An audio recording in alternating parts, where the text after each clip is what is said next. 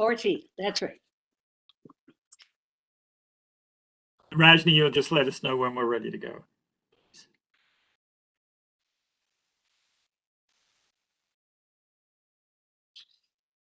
You can go ahead. Thank you very much. So I'm now at item 10, the approval of the public minutes of the meeting of October 22nd. May I have a motion to approve those minutes? I have a question on those minutes. So do I. Yeah. Yeah. Okay, Councillor Fletcher? Well, I just want to be clear that I'm on, is page 16? Yes. Yeah, okay. I really appreciate the way the agenda was laid out. It would be great if we could have just the pages under there as well. It's so clear with the, it's great. But so whatever the pages are for that. I'm just in, do you understand what I'm asking, Maureen? I'm not sure I do, because the page number. Yeah, we have them all, but on this great sheet, that was great. I think this is really good. It's got the closed and the way we move back and forth and the time. Just, it would be good to have the page numbers allotted to each of those in there. Yeah. Makes it easier to go back and forth, that's all. But I really appreciate the page numbers and the way this is laid out. One more step and it'll be great. Thank you. I just wanted to ask about, on page 16, there was the communications work plan, and I'm wondering who the focus group of tenants was that was worked with there, please. Michael? Yeah. Page 16. So that that group was pulled together specifically for that purpose, and I believe it involved some STAC members, Senior Tenants Advisory Committee members, but some other members, tenants as well. So it was a mixture. And So the STAC, just to clarify again, is the Tenants First Advisory Committee that the city put together for Tenants First and to assist in the creation of this new corporation. Can I just have that clarified either by you, Michael, or by Paul Johnson? Yes, that's my understanding, that the Senior Tenants Advisory Committee was set up at the direction of the city to help advise the implementation of the integrated service model. And so it's, I think in practice, it's effectively jointly managed between Toronto Community Housing and the city for that purpose. It is the only, well, everybody was interviewed, just looking at the process for the STAC there. It was an interview process, much like the interview process that brought everybody onto this board, although they're not a board. Can I ask you to clarify what? Oh, I'm just wondering why. It doesn't seem to me that the STAC is front and center in the way that I would anticipate it would be. So that's just my clarification as to how that STAC will be used after that. And then it was resolved that the communication engagement issues raised by the tenants be referred to the Tenants First team. And I'd just like to hear what the result of that was. Thank you. On page 17.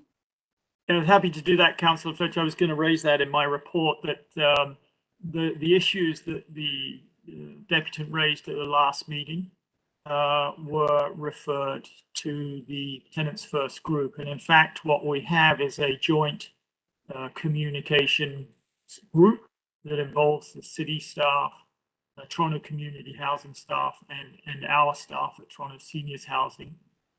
And so in their work to plan communications, they have and will continue to do, to take into account the feedback that we're hearing from tenants, including that particular issue that was raised by the deputant. And so they continue to do that. Thank you. And I'll just, because our deputy city manager actually oversees the Tenants First, to just ensure, is the Tenants First team at the city ensuring that the STAC and others have a good advisory position around tenant engagement and communication? We might hear. Would you like to address that? Is that one of their roles? Certainly. So, one of our roles is to find a way that all of these mechanisms, including these formal structures that have been put in place by whatever organization is involved amongst the three, are actively involved in the plan. So we continue to work so Jag and Michael and I meet regularly, and we communicate about what is happening with those various elements to try and make sure that they do fit together. So those roles will continue to be strong roles. And yes, I get that there's a different accountability for some of these groups that are pulled together to advise. And the goal is that it's a cohesive plan of how engagement occurs, not just one place or another, but that everybody feels that their voices have the appropriate outlet for it. So yes, things that do get referred there are discussed and then brought forward at a staff level when our teams meet both at a staff level, but also at the senior level with Jag and Michael and I. So we keep on top of it through that. Thank you. Sorry, Councillor Fletcher, you're on mute, and I'll clarify some of this when Michael makes his report. I just wanted to understand that. Thank you so much. Carrie? Yeah, thank you. Just with respect to page 16, there's no mention of our fellow board member Jim's request to receive a copy of that list of outstanding questions and issues that STAC has raised. And I think since that's an actionable item, that should be reflected in the minutes.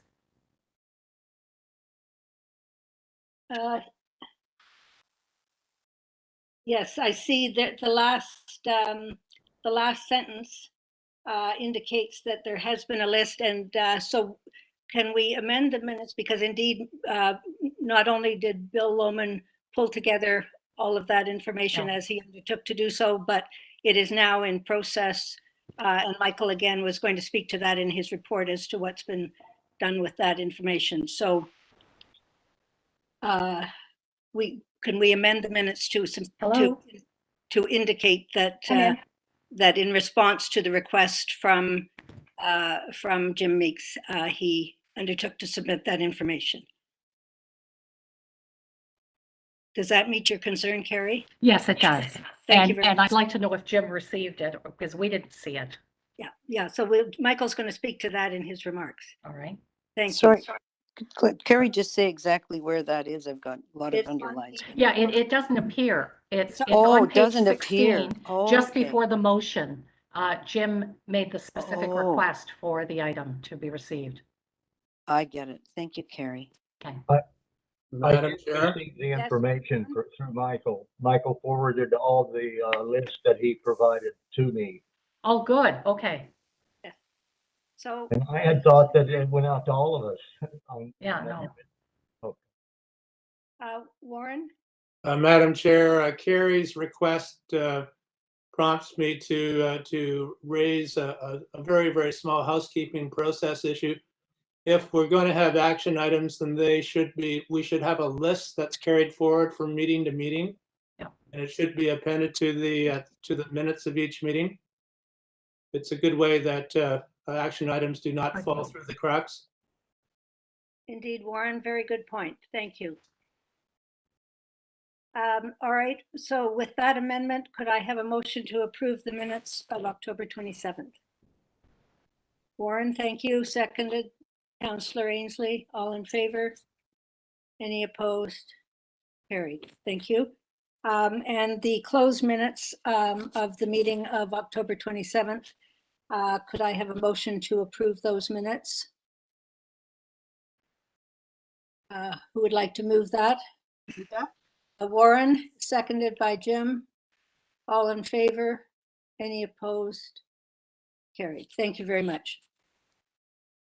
That takes us to item 13. Oh, sorry. Sorry, no, I've already done conflict of interest, so that's fine. We're on item 13. The transitional leads report. Over to you, Michael. Thank you very much, Maureen, and good morning to all of the board members and other people participating in the meeting, and also looking forward to our deputations later on.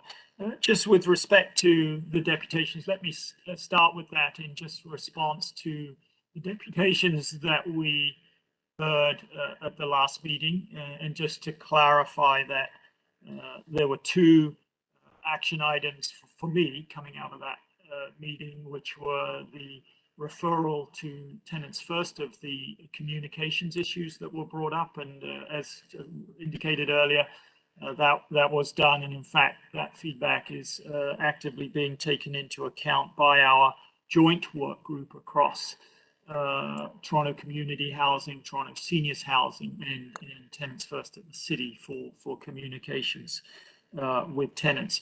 And just to clarify, the second action item was the request by Jim Meeks that we receive from Bill Lohman the list of and the material that he indicated that he had and would be able to provide.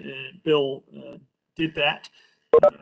And it's an extensive amount of material, and in fact it's going to be very useful for us, and we're looking at it in terms of our work going forward and planning, but also that material was provided to Jim.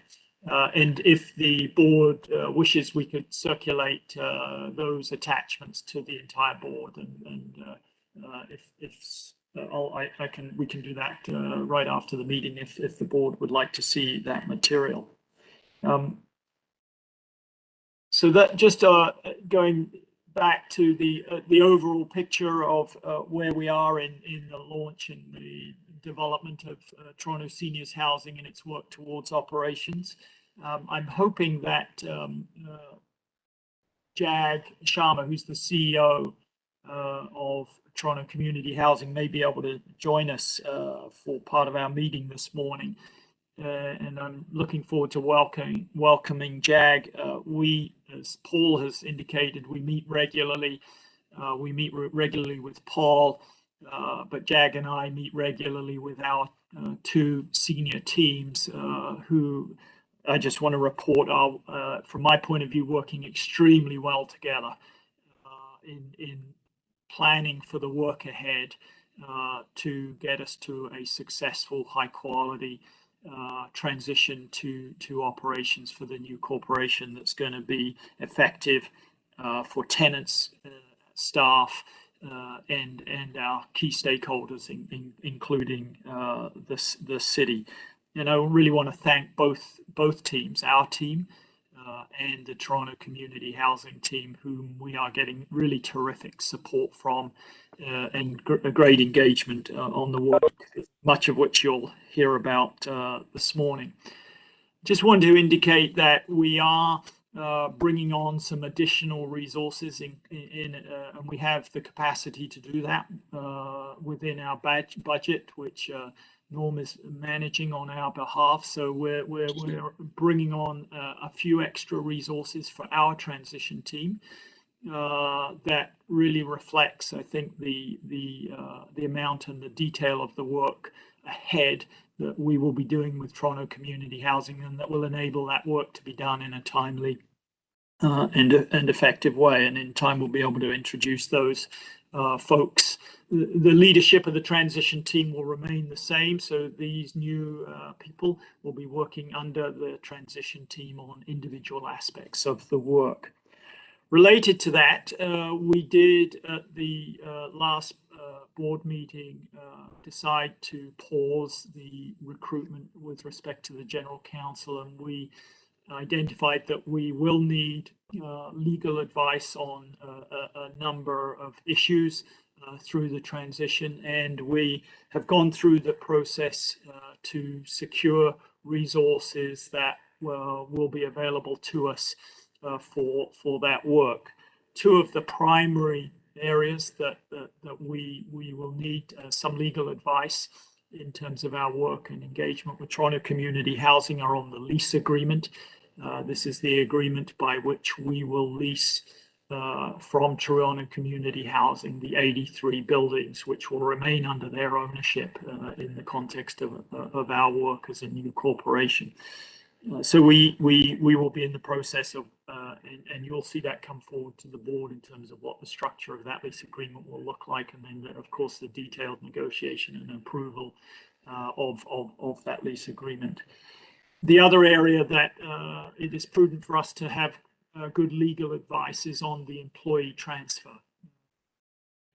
And again, will enable us to effectively engage with Toronto Community Housing to arrange for an efficient and high quality transfer of employees from Toronto Community Housing to Toronto Seniors Housing Corporation. And so we secured legal representation that we available to us and will help us in our work with Toronto Community Housing on that work. So those resources are in place, and very happy that that work will be able to proceed now.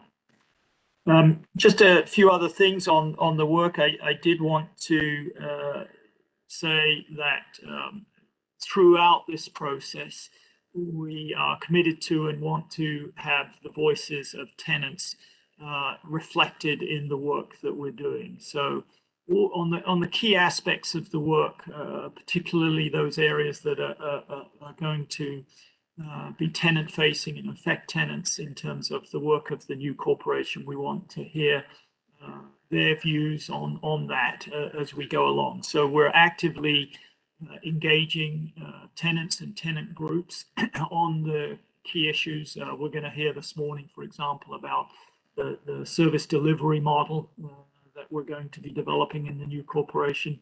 We're going to have tenants engaged around the CEO search as another example. And that input's going to be vital for us, I think, to make sure that we develop the corporation in the best way. Similarly, we want to make sure that we engage staff along the way as well. The staff, particularly in the seniors housing unit at Toronto Community Housing. And I'm very pleased that on Friday, I'll be at 2 staff town halls talking to staff with Toronto Community Housing staff about the transition, where we are in the transition, and to be able to start that, to have that dialogue with staff so that this is an effective, smooth transition for staff as well. We've got a number of items on the agenda to bring forward to you for information and a few approval items. We're going to start with really the engagement of boards of both corporations in our work, and the idea that we create a joint transition work group of both boards. And this, we feel, I hope it's going to be helpful for the boards, but it will be very helpful for JAG and I to report jointly on the work that we're doing and get feedback from the boards, and you'll see that in terms of reference and our recommendation to establish that mechanism so that we can work even more closely and jointly together. And then, of course, our board committees, which we're hoping to establish. And this will really allow us to do a greater level of detailed, and you to do a greater level of detailed due diligence on all of the key issues that are going to come up for approval at the board prior to them being discussed at the board. And this will, I think, give us greater capacity to make sure that we together do that work in the highest quality way, and really appreciate your engagement in that process and being part of those standing board committees. And then we're going to hear a number of information items, where we are on the service delivery model, or what we've called before shared services, the consultant that City has procured on the two corporations' behalf to help us with this process of identifying how we can work best together as two corporations in terms of the work we need to do as a corporation and how we might deliver services in the best way. So we'll hear from that, and Mary will introduce that. Mary's also working now with the city on the operating agreement. This will be the primary agreement of accountability that we will have with the city for the operation of the corporation according to the mandate set out in the shareholder direction. So it's a detailed operating agreement of how we will actually operate as a corporation with the agreement with the city. So a very important part of the oversight of our work as a corporation by our key shareholder, and of course the manager with respect to the Housing Services Act of our work with seniors housing. We're going to have an update on where we are with financial planning for next year from Norm, and that includes a budget that will allow us to get to transition by June 1st, and then planning for after transition as well. That's for information at this stage. We're in detailed discussions with the city and with Toronto Community Housing, but it'll give you a sense of where things are with respect to financial planning for next year. And finally, I'd like to we had an orientation for the board with respect to the integrated service model. This is a key aspect of how we will be able to continue to strengthen the services for seniors tenants. That's currently underway at the direction of the city and at Toronto Community Housing. A very close cooperation between the city and Toronto Community Housing for the implementation of that. I thought it would be good just to give you a sense of where that sits in terms of its implementation, as this is going to be one of the central things that we will take over, if you like, when we become the landlord for these tenants, and we will have the responsibility then of the continued evolution of that work to continually strengthen services for tenants. And so I'm looking forward to that presentation. So I think I'll leave it at that, Maureen, and happy to answer any questions from board members. Thank you, Michael. Warren? Thank you, Madam Chair. Thank you for that report, Michael. It was very, very useful. With obviously the transition work that has to be undertaken over the next number of months is just absolutely critical to this corporation. And the question that I have, or perhaps it's just a comment, is the need at all stages to be mindful of the risks that the corporation is facing.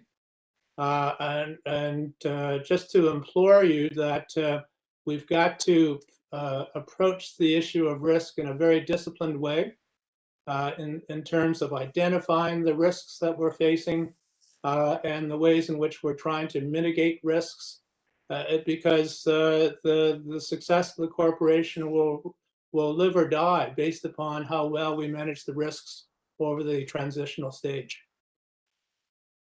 Yeah, I really appreciate that comment, Warren, and we will try to make sure that in all of our reports, as we come for information and get your feedback, and for approval, that we identify those risks, and in many cases, how those risks really drive the strategy for that work in terms of the things that are going to be key to be in place for an effective transition, and that will influence some of the direction that we take with respect to how we can work with Toronto Community Housing in the most efficient way that mitigates those risks. So I really appreciate that comment, and will endeavor to make sure that we identify those, and also how we can best mitigate those risks.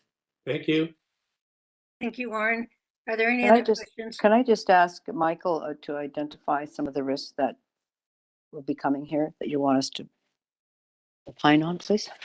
Yeah, I think that, some of the things that we are really focusing on as a team with Toronto Community Housing is to make sure that the systems that are in place to respond to the needs of tenants with their tenancy, particularly all of the transactional things that must go on with tenants and also with staff, that those systems are working smoothly for us as a corporation, many of them in concert with Toronto Community Housing, things like payroll, and making sure that we have an effective way to ensure that transition with respect to staff transitioning over to our corporation is smooth and effective.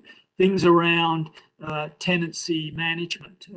Those systems are in place for us to be able to use effectively in partnership in many instances with Toronto Community Housing. So I think that what we are focused on are the key operational risks to make sure that transition is smooth and effective and not disruptive to tenants or staff. Thank you for that, Marina. I just have a comment about that. And I think that really is truly one of the main jobs of this board, is to ensure that we're not, that we are risk-free. And Warren, I really appreciate you raising that. I think it's a really important question, and our work really needs to focus on that. So it would be very helpful if, Michael, if we actually had that coming here as to what those areas of risk are we need to make sure, and not in many reports, but here's our job. And that also, of course, I don't believe we have any other funding than through the city, and that this is a new corporation everybody wants to see succeed. So that would also be very helpful to make sure there's that assistance from the city side. So I really appreciate Warren bringing that up as a key thing for our next board meeting. And I'd like to have that those identified. I don't know if I need to make a motion. I don't want it to fall off, but I would at the end, I have a few motions, but I would like to suggest that that be made available to us, Michael, as a key piece of work. Michael, how would you like to, my understanding is that first of all, just to remind the board that we will be approving, hopefully, the terms of reference of our standing committees, one of which is audit, finance, and risk. And that risk committee will be deeply involved in all of these matters once it's established, working in January. But Michael, my understanding is that the risk considerations will be brought forward in relation to the different components of the transition plan going forward.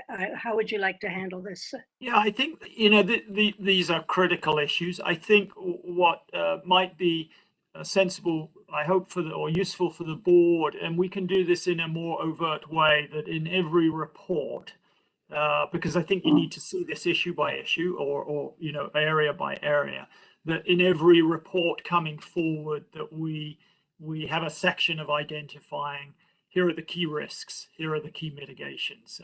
And I think moving to a more formal approach to doing that in every board report around transition work, that we have a specific section where we identify what we think the risks are, the approaches to mitigation. I think that's a good practice in management board reports, and I think can be helpful. Thank Can you. I So just follow I up? don't think we need action. I don't, I think what we do need is a broad identification. You know, this is what you do. This is what you do. This is what JAG does. This is not what all of the board does. We don't have a lot of time to come. I just want to have, I'll just call it a foundational piece of the areas that you're suggesting we need to be very careful of around risk that you kind of laid out. And yes, you can put that in reports, but I think that could come to the board and then be referred to the committee, and they'll be doing a lot of good work there. But it's just that overarching view that I'd like to see. So if I need to make a motion, I will, Maureen. I think that's helpful for the board. I know it's helpful for me. I think what you've heard from Michael is he's going to bring that forward. I don't believe a motion is required. So, I did hear Michael's bringing it forward when there's a report, and I'm looking for that I'm looking for that separated out, and then it will be in every report. It's a little different, I think. So Michael, if you could undertake to do that, I don't have to do a motion here. Yeah, Maureen, I'm happy to put together an overall risk report. Thank you. Brilliant. Yes. That will be fine. thank you. Yep. Thank you. Brenda? Thank you. Just a question. In terms of the transition of staff, is it assumed that they transfer to us with the same terms and conditions of their employment with TCH? I'm thinking here of benefit structure, pension, et cetera, or are they coming to our new organization that will not have the same range of benefits? And I'm just concerned about, are we going to be losing staff because some may choose not to come if there is going to be a perceived loss of benefits and seniority, et cetera, et cetera? I don't know if this is the right place or the time, but if you could just, what was the concept here? They would transition over with the same benefits? And Michael? Maybe I'll just answer that at a high level, and Helena may want to provide comment as well. But we're going to be bringing back the approach to the employee transfer at a future board meeting. In general, what I would say is we want, just as with tenants, we want this transition to be as smooth and effective and as least disruptive as possible to staff. And we certainly want the new corporation to be an attractive place for staff to come to and to stay. Key objectives as a corporation. So that's our overall approach. We're working very closely with Toronto Community Housing, and we will be working with the employees to look at all of the details to ensure that that happens. We're in that work at the moment, Brenda, but so I don't have a report on exactly how all of the details will work. But that will be coming back to the board, and we're working on it right now in terms of that overall approach that will be effective for staff. Helena, did you want to add anything? Michael, you're exactly right. We are looking to bring a framework for this exact item to the December board with the elements that you've indicated. And I think it is a closed session matter that I don't think we want to delve too much into around terms and conditions, but it's definitely coming forward. So it's in hand, Brenda, and it's a very good point. Yeah, I assumed it was. Thank you. And then the linking to budget. I noticed we were talking about next year's budget, whether that includes that degree of benefits as well as the salaries in its assumptions. So the budget, and Norm will talk about this a bit later. Yes, that's fine. In that budget, we at the moment, because we don't know the exact terms of all of that transfer, we haven't planned around any cost changes with respect to the core group of staff that are coming over. Okay, thank you. Yeah, thank you. Maureen, if I could, I just also wanted to just welcome Jag Sharma, who is the CEO of Toronto Community Housing, and I'm very pleased that he could join our meeting this morning, and I'm sure he would be pleased to provide any comment as board members would wish. So are there any other questions from any other board members? Councillor Fletcher, I do. Thank you. Else has any other questions for Michael on his report? Linda? Just a quick, I appreciate actually all of the moving parts, and I think it's good to focus on the transition. I think some of the systems we have to put in place have to anticipate the risks beyond the transition. And I think the accountabilities and actually conflict resolution, because as you pointed out really very clearly, Michael, with operating an organization where you're not responsible for everything, can create some risk. So thinking about the transition plan and the plan for kind of ongoing, like a risk registry that could sustain us for a period of time, but particularly focused on accountabilities is what I'm thinking about 5 years down the road. Thanks, Linda. We need to move on. Councillor Fletcher, did you have another question for Michael related to his report? Yes, I did. And I have a couple of suggestions or motions. I think it would be just helpful to understand when you're talking about the staffing for moving over, what percentage are union staff and what percentage would be non-union staff? Because I think there are collective agreements in place. I don't think you mentioned that. So in that report, to address that, I think, Brenda, that would be helpful for you to know what that's going to look like. And just to make sure that all of this budget gets approved at the city, all the budgets of all the ABCs. So there's room there to make comments and also make things good. I would just like to probably move a motion, Maureen, that the materials that Jim has actually be circulated to the board and that they be placed on the next agenda because it's a formal document that the board has. So if there's any questions or discussion on how to manage that, so that is a motion I'd like to bring forward. And I also would just like to, I don't know if there's some other place to do this here around the stack, but I really would like to confirm that the city stack is the main advisory group for Toronto seniors housing and kind of be the basis for the consultation. It's the only one that actually has that legitimacy outside of our tenant directors on this board. So that, and the scope of their advice, that they be discuss the scope of using their wisdom as well. So I guess that those are two things I'd just like to draw out of Michael's great report this morning. And I don't know if there's a better place to move those, but that's what I'd like to do.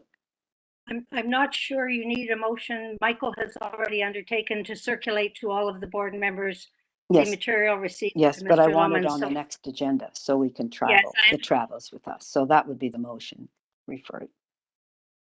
So if you would like that report to be on the next board agenda? That is correct. I'd like it to be, since it, Who would like yep. that motion? Pardon Madam me? Chair, Madam Chair, if you have an issues list, that's how you carry forward to the next meeting. You don't need a resolution. No, I wouldn't don't think we need a resolution, Councillor Fletcher. Okay, so that's fine. I think I'm clear that that should go there. So that'll be what we're going to call coming out in the business arising out of this. But something did get missed last time, Warren, Okay. something really important, and I don't want this to get missed. No, So I how would you certainly agree, suggest Bob. I deal with that? And that's why we need an issues list to be presented at each board meeting.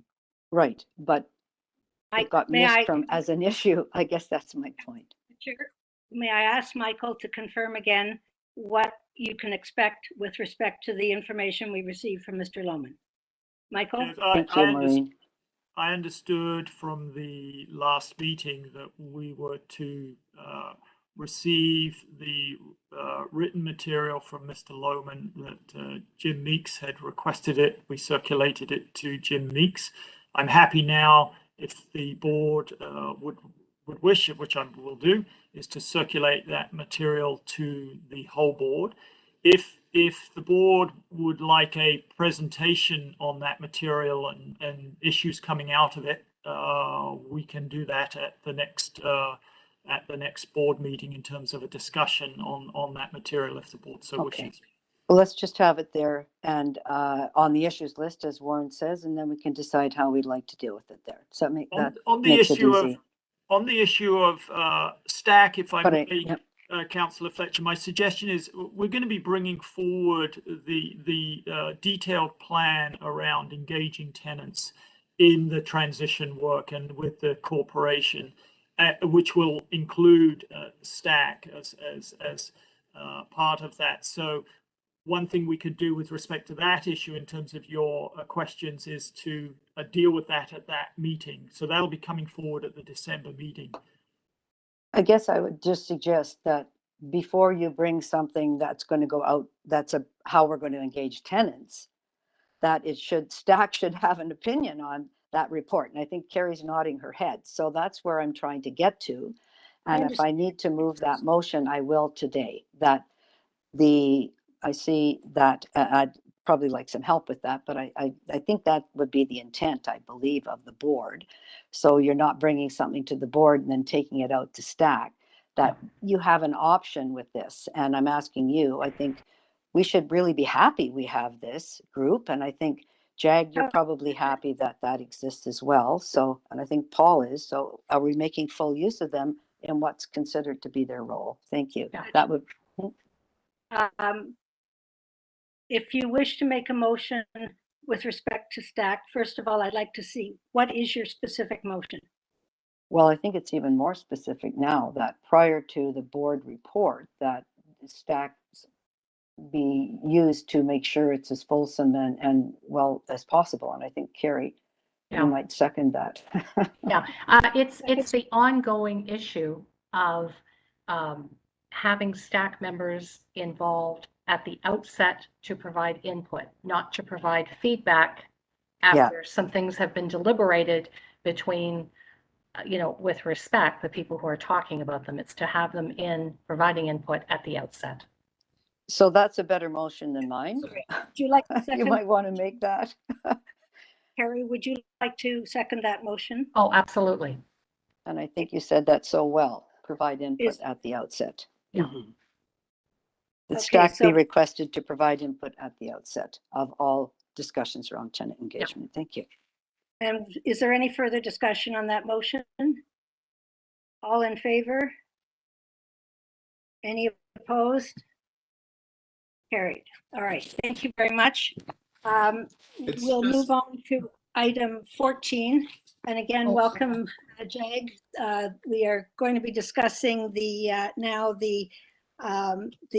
Joint Transition Work Group, terms of reference and principles to guide the transition.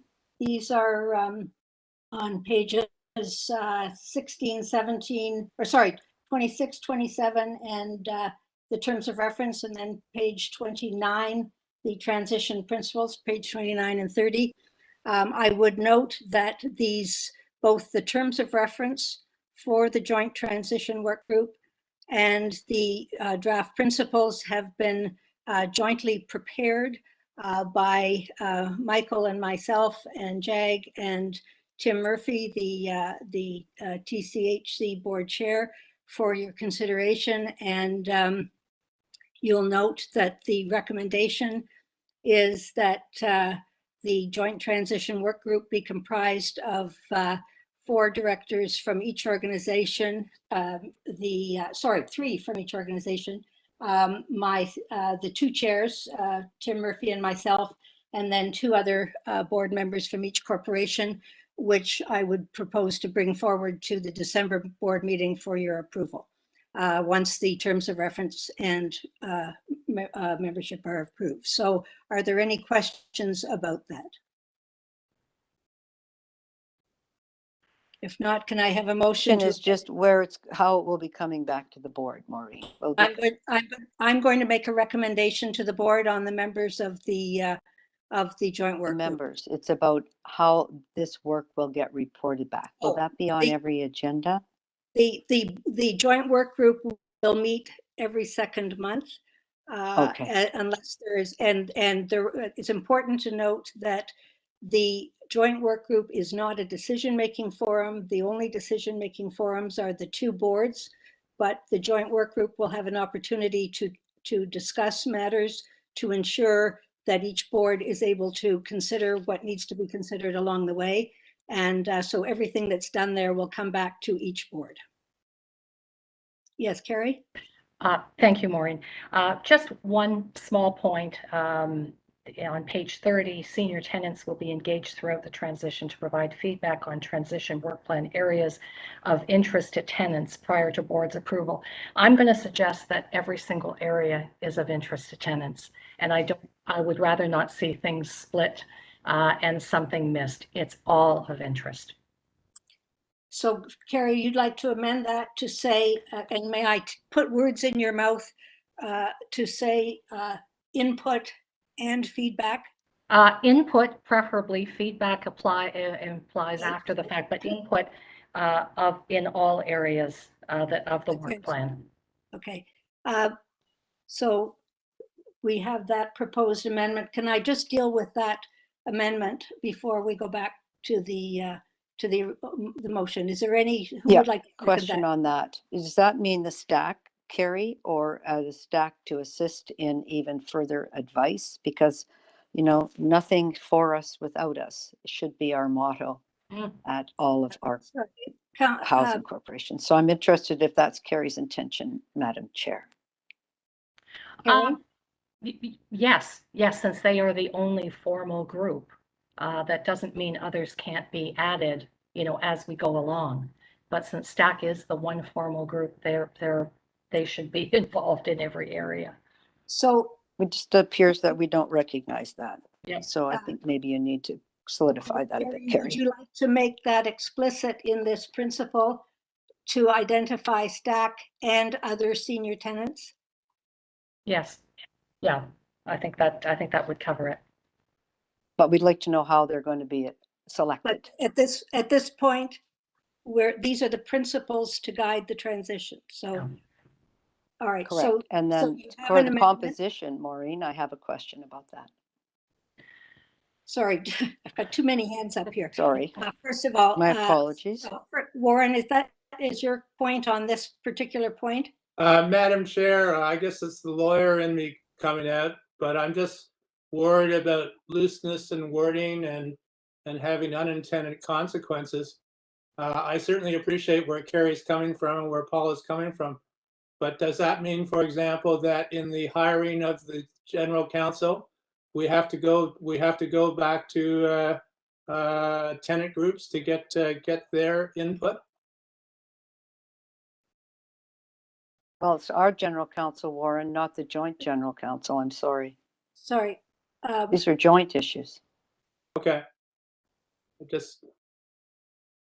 You seem to be creating a very wide net in terms of things that have to be taken can. to the tenants. This is Yep. about, yeah, it's all about the tenants, as we know, Yes, or else we Councillor wouldn't have a Fletcher. corporation. But this is the joint working group. Chair, could you explain that, please? What its role is? The joint work group is intended, and I'll take you back to the terms of reference, to receive transition progress reports, identify any areas of opportunity, concern, or risk, assess compliance of the transition planning with the principles of transition, report to individual boards on the progress on the plan, and jointly identify risk issues and adherence to the principles. Give direction. The direction on any substantive issues must come from the boards themselves, not the work group, but this work group would inform the boards. And the discussion of the joint work group will not extend to those issues that would meet criteria for closed session. And if the joint work group determines that there is a necessity for a special meeting of either board with respect to a matter, they would have the opportunity to request that. And then that the minutes of the joint work group will be made available to both boards. So And this, maybe if I could clarify for Warren, Maureen, the intent here would be on the joint issues. So those are the shared services, the lease agreement, the employee transfer, and the budget. So it wouldn't include issues like our own corporation's hiring of a team necessarily. I mean, that would be up to the board to get input. For example, on the CEO search, that wouldn't be part of this joint transition work plan. It would be focused on the joint transition issues. Good. thank you, Michael. And then I just have a question about the composition, Maureen. Councillor Fletcher, we're still with Carrie's amendment. Oh, yeah, sorry. My I apologies. think I'm going to do this. I think we're going back and forth between the terms of reference and the principles. So first of all, can I ask if there are any other questions on the terms of reference for the joint board work group? Let's deal with that first. Okay, so then let us go on then, and let's, because we may have an amendment to the principles. Could I have a motion to approve? That was a question, Maureen, and it has to do with, on the joint work group, is there a role for tenant directors from both boards? And I guess I'll just ask that to Michael and to Jag. They're the only representatives there in the Councillor composition. But Councillor Fletcher, my intention with respect to the recommendation on the membership would be to have a tenant member as one of the additional members from. That's great. Can I ask Jag if that's the intention of TSHC? Yes, so that's fine. That's settled. Thank you. It doesn't say anywhere that, so I think it's useful for public to know that that's the approach of this corporation rather than just to be taken. So if you could find the place where that would go, I would prefer it to be very clear. Well, then I'd suggest that we amend that to say 2 additional board members from each corporation, including a tenant director. Perfect. Thank you so much. That's great. Are you moving that? I'll support that. You can move that, Councillor Fletcher. Thank you. And I'll can move I get that. a seconder for that? And all in favor of the terms of reference as amended? Thank you. Okay, thank you. Now let's go on to the principles. And let's speak, Carrie, you want to address the principle related to seniors tenants on page 30. And the point that Warren has raised about the scope of engagement of tenants. Is there anything you want to add on that in terms of, I think Warren's point is, are all matters, including matters related to human resources, et cetera, that normally would be closed matters, subject to tenant engagement? Okay, closed matters, clearly not, but everything else, I don't want to start splitting amongst that, but everything that isn't considered a closed board matter, yes. Okay, so have you got, so I think we were dealing with some wording there to provide feedback on the transition work plan. With the exception, could I suggest that it say with the exception of those matters that are closed? Closed boards, and I prefer input to feedback. Yeah. I'm sorry, I meant to say input. I know you did. With that amendment, would you like to move that, Carrie? Yes, so moved. And who would like to second that? Jim, thank you. Any further discussion on the principles? Brenda? Whether it's here or elsewhere, I think this is revealing how we are struggling with the issue of tenant engagement. I think it might be worthwhile at someplace, lodge it someplace for action, that we examine what we mean by tenant engagement and what form it will take. This seems to crop up quite a bit. And I think we're struggling with imperfect models, right? There's different ways to proceed. This is not rocket science. Other organizations have faced these challenges.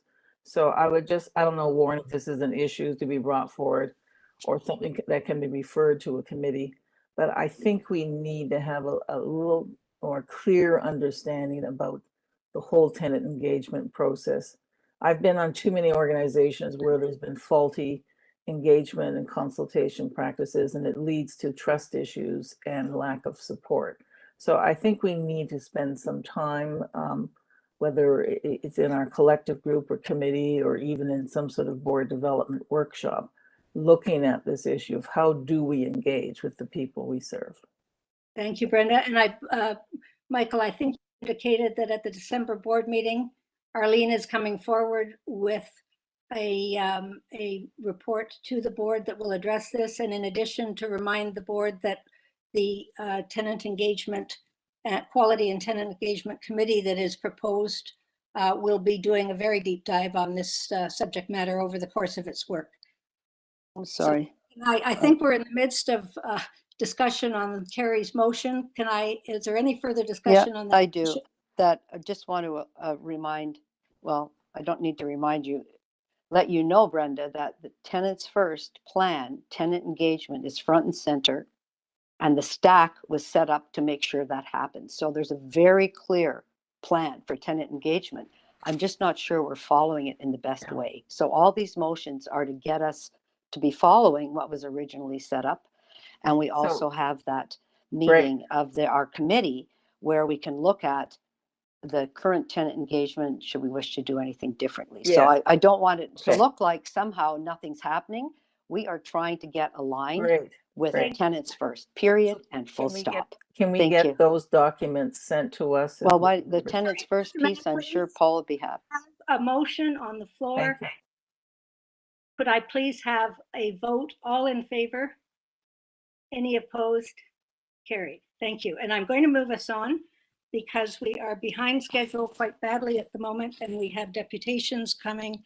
We are on item 15, the approval of the board standing committee terms of reference and membership. Lawrence, could you report to the board on?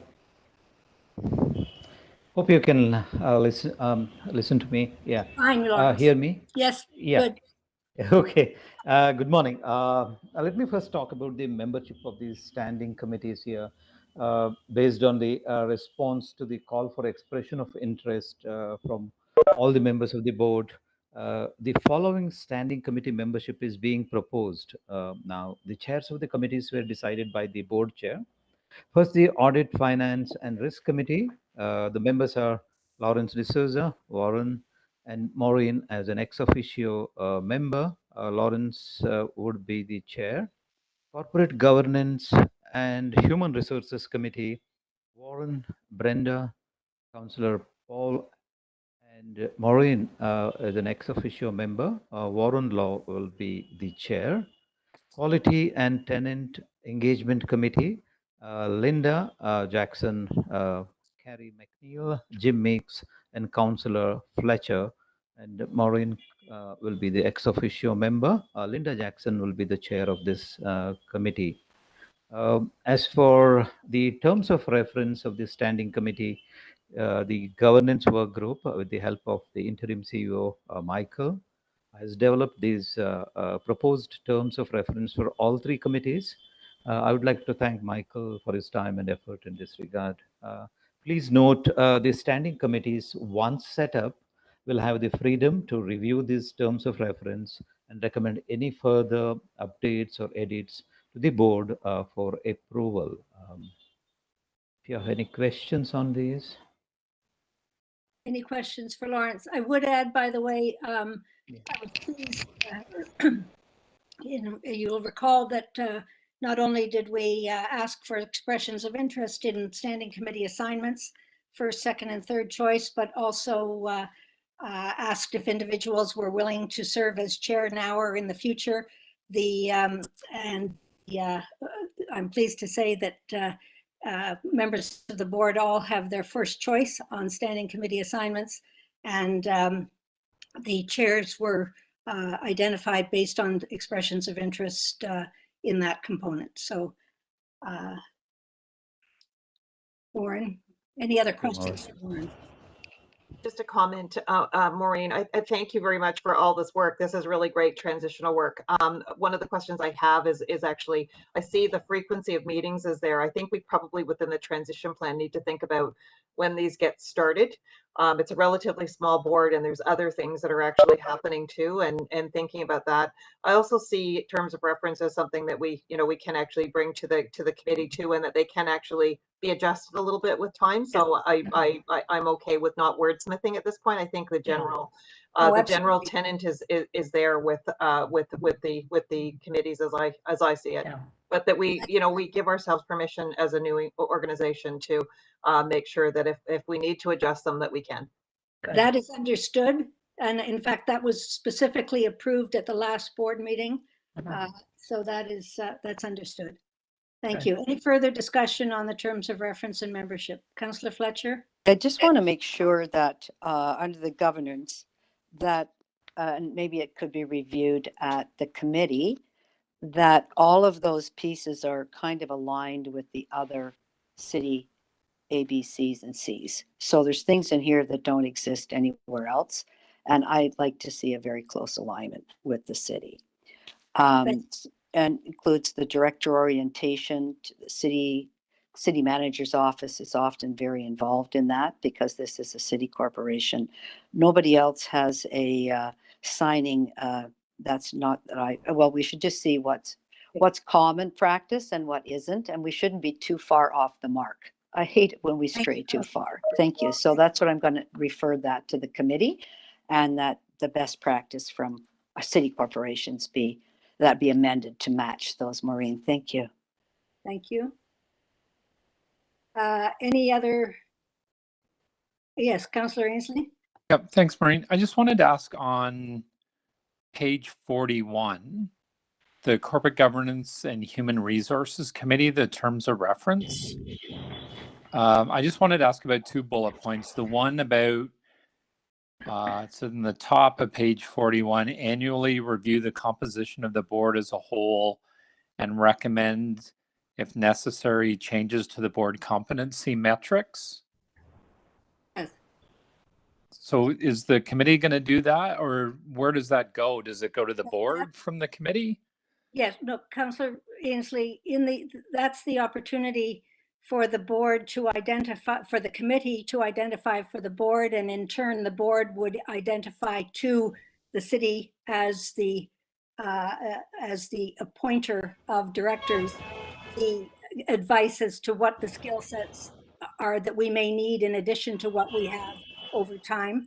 It's clearly understood that the city appoints the directors, but it's common practice for a board to be able to provide input on what would be valuable to ensure success and to have the best mix of skills and expertise. So it is understood that any of that would go to the city from the board if the board approves the recommendations of the committee. And just to clarify, Councillor Ainsley, the intent of all of the committees is that there are no decisions delegated by the board to the committees. All decisions have to be made at the board. The role of the committees is to recommend to the board. Okay, and the same with, okay, thank you. And then down at the bottom, annually obtain conflict of interest declarations from directors.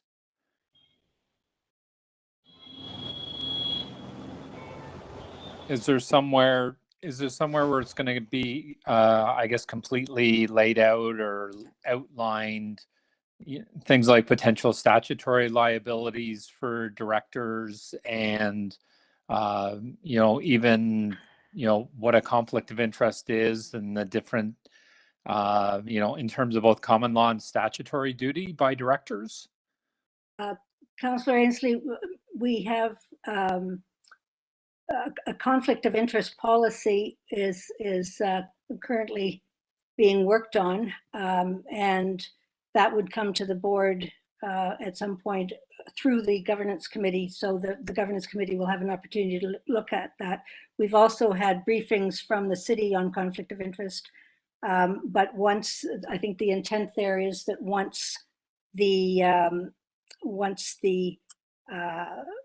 conflict of interest policy is approved, then directors would annually be asked to identify any overarching conflicts that they may have that would impact on their service on the board, which is again a standard governance practice.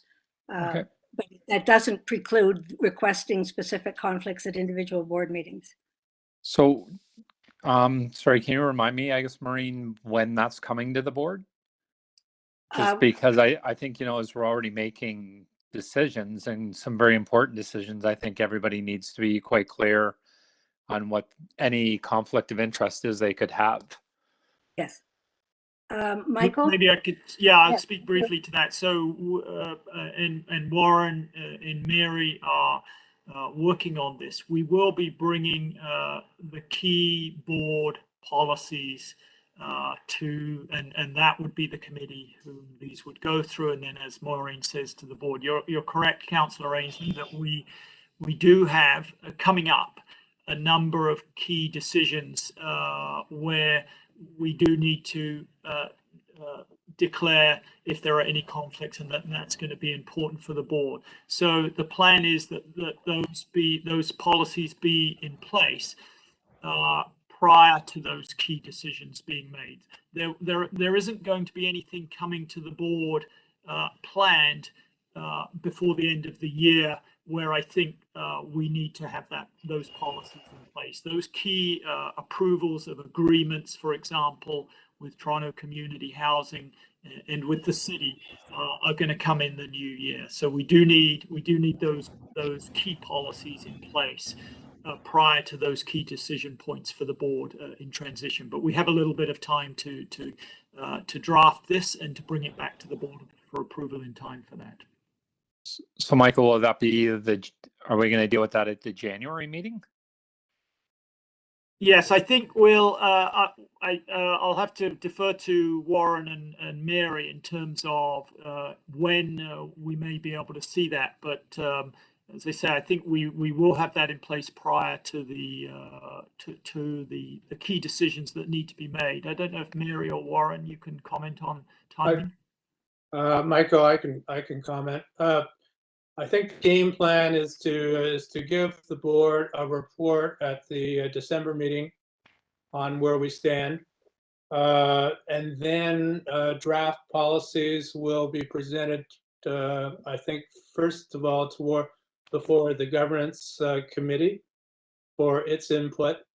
And once the recommendation is in place from the governance committee, the draft policies will be brought before the board for consideration. But we're moving as fast as we can. I'm not worried about the fact we don't have anything in place right now because we're not making big decisions. But these will be in place pretty soon. Okay, all right, thank you. Councillor Fletcher? Yeah, I'm just wondering if for the annual review, the composition of the board, generally, Maureen, if there's vacancy, somebody leaves because everybody's appointed for a term. Then if someone leaves, then the board is looking for particular skill set. So I think rather than annually, it might be just best that we have a circumstance where if somebody leaves the board, that we can quickly advise what the best skill set might be. And then the other thing kind of following up is just want to make sure that we're aligned with the city's interpretation of conflict of interest, and that directors have to declare, no matter where you are, city council, this board, another board. We're not under the integrity commissioner, and that's a problem because the corporations aren't, they're not in the City of Toronto Act, but I think that would be helpful. I'm just going to look at Paul, where I can see Paul. I can't see him, but to make sure that that alignment is there, because directors aren't. I am, directors aren't. So that's a very specific piece that the Integrity Commissioner looks at, but I would want us to maintain as close alignment as possible with the city, our shareholder. And I will just say that, but I will also assist you in whatever way I can for that. Thank you. Thank you. Well, I think the governance committee will take into consideration your comments, and I know that in preparing the work that Warren and Mary are doing, that they are also mindful of that as they move forward. Have So they thank been you. working with anyone from City Legal on that, Warren? I don't know. Let's hear. No, No.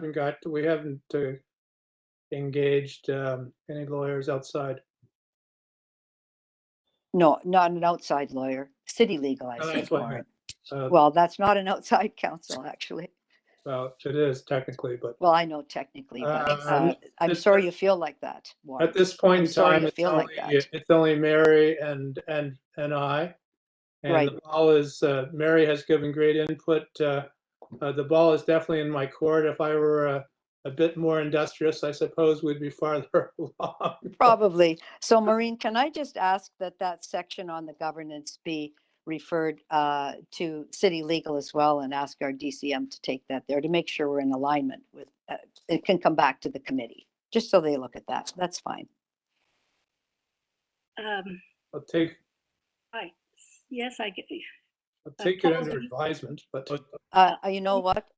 Just to the sometimes- chair, perhaps if I could just offer a Thank bit of advice. There is a formal link through the city manager's office for all what we call the ABCs, the agencies, the boards and corporations. And so I don't know that the specificity needs to be there, but whether it's legal or otherwise, the connection to the governance group within the city manager's office is I think happening already. In fact, I know it's happening. I won't use that word. I know it's happening on some fronts. I will let them know that there is a general ramping up of some questions that have to do with the good governance of a corporation of the City of Toronto. So that's the best place to facilitate that conversation. So and feel free, whoever's working on this through the standing committees or any other groups to just connect in with me and ask who might be best to provide some advice from the city. Happy to play that role because we do have a team, as you all know, who look after all of these organizations that we have at the City of Toronto.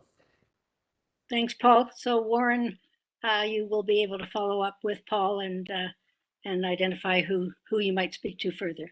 that's great input. Thank you. Thank you. All right, could I have a motion to approve the terms of reference and membership? Who would like to move? Happy to move, Linda. Great. Lawrence, would you like to move as the chair of the work? Yes, sir. Yeah, I would like to move this resolution. Okay, who would like to second? Then I'm happy to second. It's Linda. Linda, thank you very much. All in favor? Favor. And can we thank Lawrence for his great work? A lot of Yes. work. Actually, I should thank Michael as well. I think you already did, so that's great. Okay. And thank you all to the work group for having done all of this work. All in favor? Any opposed? Carried. Thank you. Okay, item 16, the TSHC Functional Services Delivery Model Review and Design. This Mary Tate is going to make some introductory remarks and I believe introduce the consultants. Mary? Thank you, Maureen, and good morning, everyone. This item is for information and discussion of the board.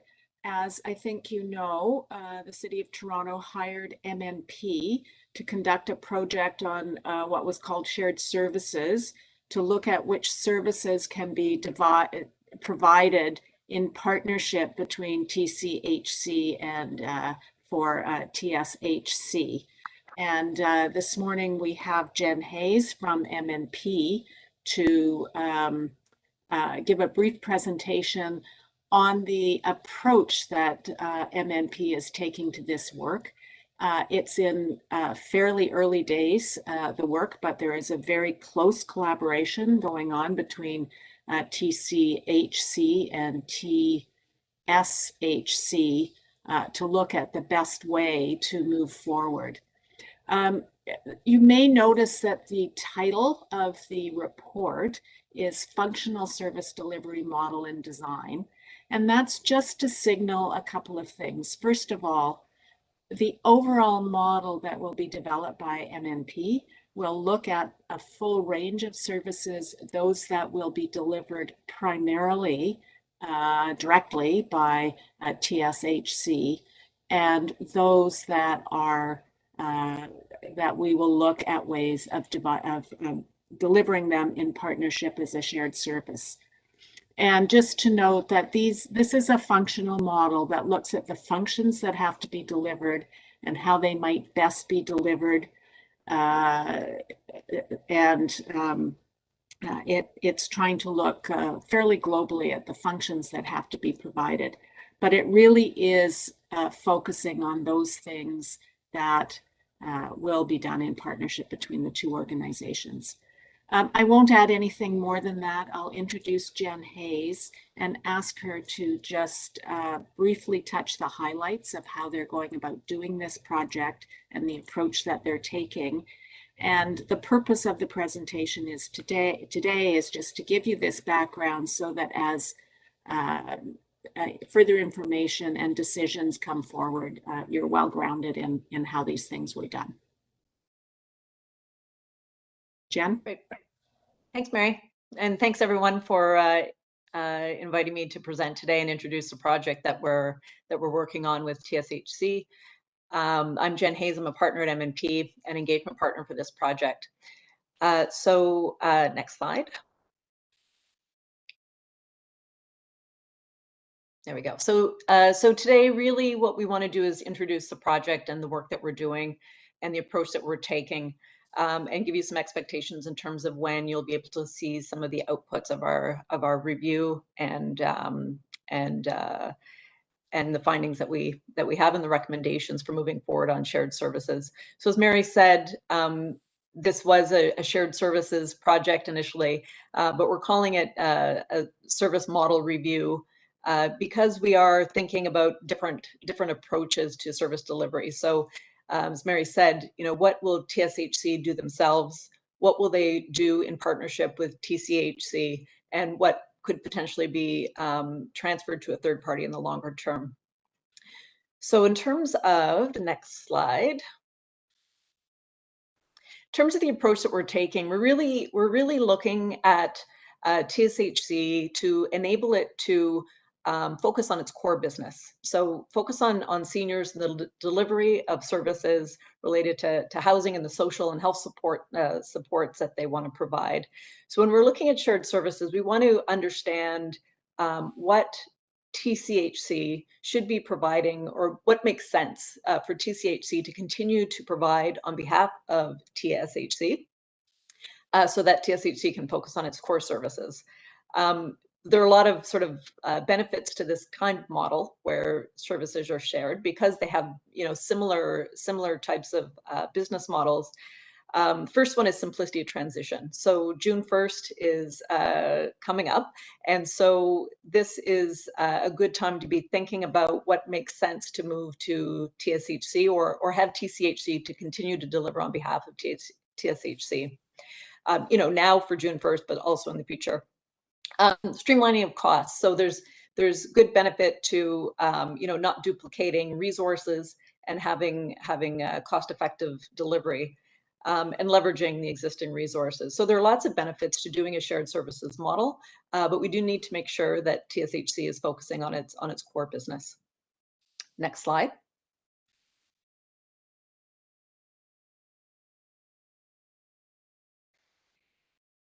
So in terms of overarching roles, so we know that TCHC is going to continue to own the buildings and be responsible for the physical assets. But in terms of the accountability and the responsibilities for TSHC, they're essentially going to be the landlord moving forward. So in terms of the, you know, sort of frontline delivery, TSHC is ultimately responsible and accountable to make sure that, you know, they're collecting rent, they're providing the services, and regardless of who is actually delivering the services, TSHC is ultimately responsible, as we all know and appreciate. So as we're thinking through the model and who is delivering the services, we need to make sure that that is top of mind and that there are appropriate accountability mechanisms put in place for any delivery of service, regardless of who delivers them. Next slide.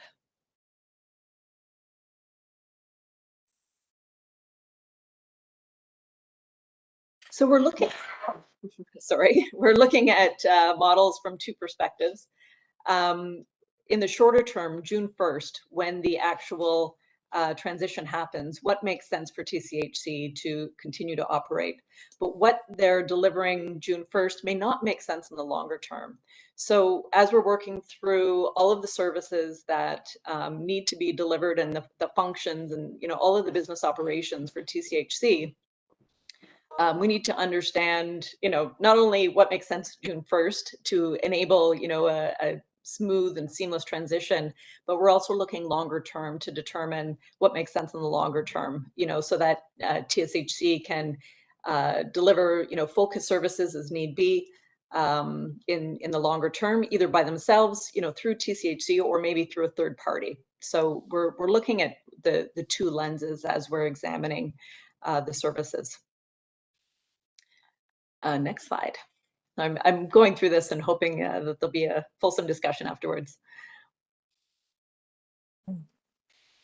So in terms of how we analyze what should be delivered by TCHC and TSHC, apologies, and TCHC moving forward, at a high level, the model when we look at different services is that services that are closer to the tenant, so closer to the client, generally are delivered you know, by the organization themselves. And as services move further away from the client, they tend to be more shared services or delivered by an external party. So for example, you know, in terms of direct client facing services, the health and social services support. So that is something that's new to that slide, new to TSHC and being developed, and something that is needs to be directly delivered to the clients. So more likely to be a shared a service delivered directly by seniors housing versus something like HR or finance, where it's a transactional based service, far away from the client, it's internal, and so lends itself a little bit more towards a shared services model. So as we're working through the different services and the different operational components of TSHC, this is one of the lenses that we're using as we're thinking through things. Next slide.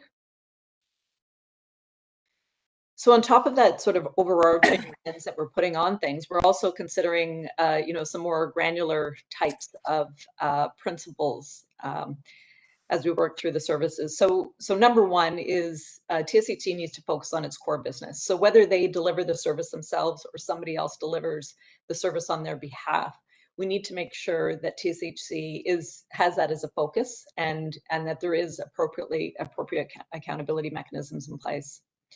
Secondly, the impacts on TSHC and TCHC. So, if you're pulling out a big chunk of business from TCHC, they're going to have to adjust to that as well. So what's the impact on TCHC as well as TSHC as we're starting to look at different service delivery models? So that's in terms of staff and costs and just operational capacity.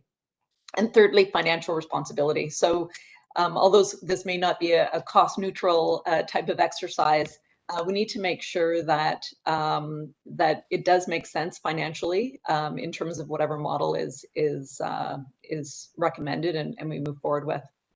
I won't run through all of the details below, but one of the core principles is really the disruption to tenants, and we want to make sure that come June 1st, decisions are being made to minimize any impact on the tenants, as well as down the road. If fundamentally you're going to change a service provider to deliver services, you need to think through the implications of that and ensuring that services are not disrupted and that they are equal to or better going forward. So a bunch of other lenses that we have here in terms of more specifics, but I won't run through them case by case. Next slide.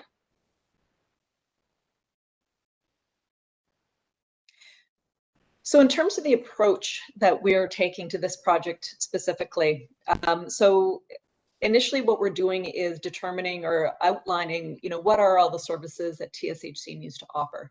So a lot of them are similar to TCHC, but there are additional services that we need to identify. And then we're taking a phased approach to the analysis. So we know that some services are mission critical. If you can't pay your staff on day one, that will be a problem. We know that if your finances and you can't manage financial transactions, that's a problem. So there are some mission critical services that we really need to nail down and understand how they're going to work on June 1st. So what we've done is we've prioritized services and focusing on sort of those mission critical services first, so that we can identify what that model will look like so that the details can be sorted out following. So we're taking a two-phased approach as well to the recommendation. So June 1, what does it look like? And then sort of secondarily is the longer term approach to things. Next slide. So this reiterates the phased approach. So our first sort of bucket of services that we're looking at are these mission critical back office functions. Secondly, we'll look at services that are primarily delivered by TCHC currently, outside of SHU, just so that we can understand how those services will be delivered and if it makes sense or continues to make sense for TCHC to deliver them on behalf of TSHC. And then finally, the third bucket is the services that are currently delivered by SHU and fundamentally delivered by them, and those we think will be primarily sort of a services that we can transfer over to TSHC relatively simply. So we're really starting with the more complex, more integrated type of services that will have possibly a bit more challenge to implement, that have technology implications, that have staffing implications. So that's the approach that we're taking as we work through this. Jen, just to clarify, SHU is the seniors housing unit. Is that correct? That's right. Sorry. Yes, seniors housing unit. Thank you. you. Next slide.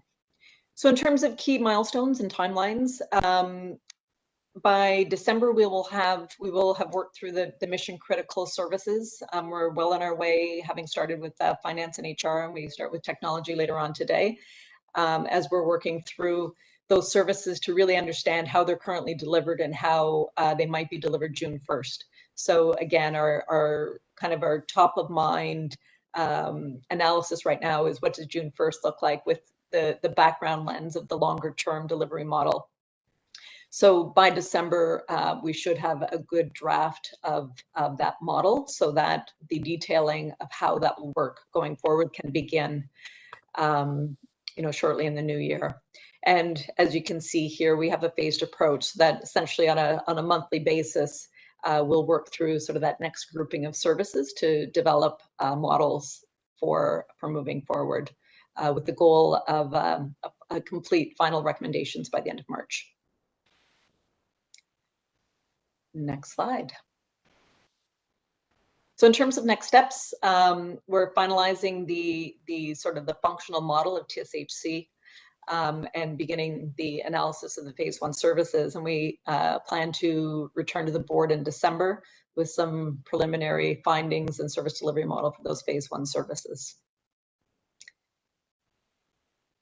And the appendices, I don't think we need to go through, but just talk a little bit about how we're driving down. But part of the challenge is that relying on a shared service, we can't just say human resources is going to be done by TSHC on behalf of TSHC. There are some sort of nuances to that, so we need to understand the different services that are being offered by HR currently at TSHC, how that works, and what makes sense going forward in the short term and the longer term.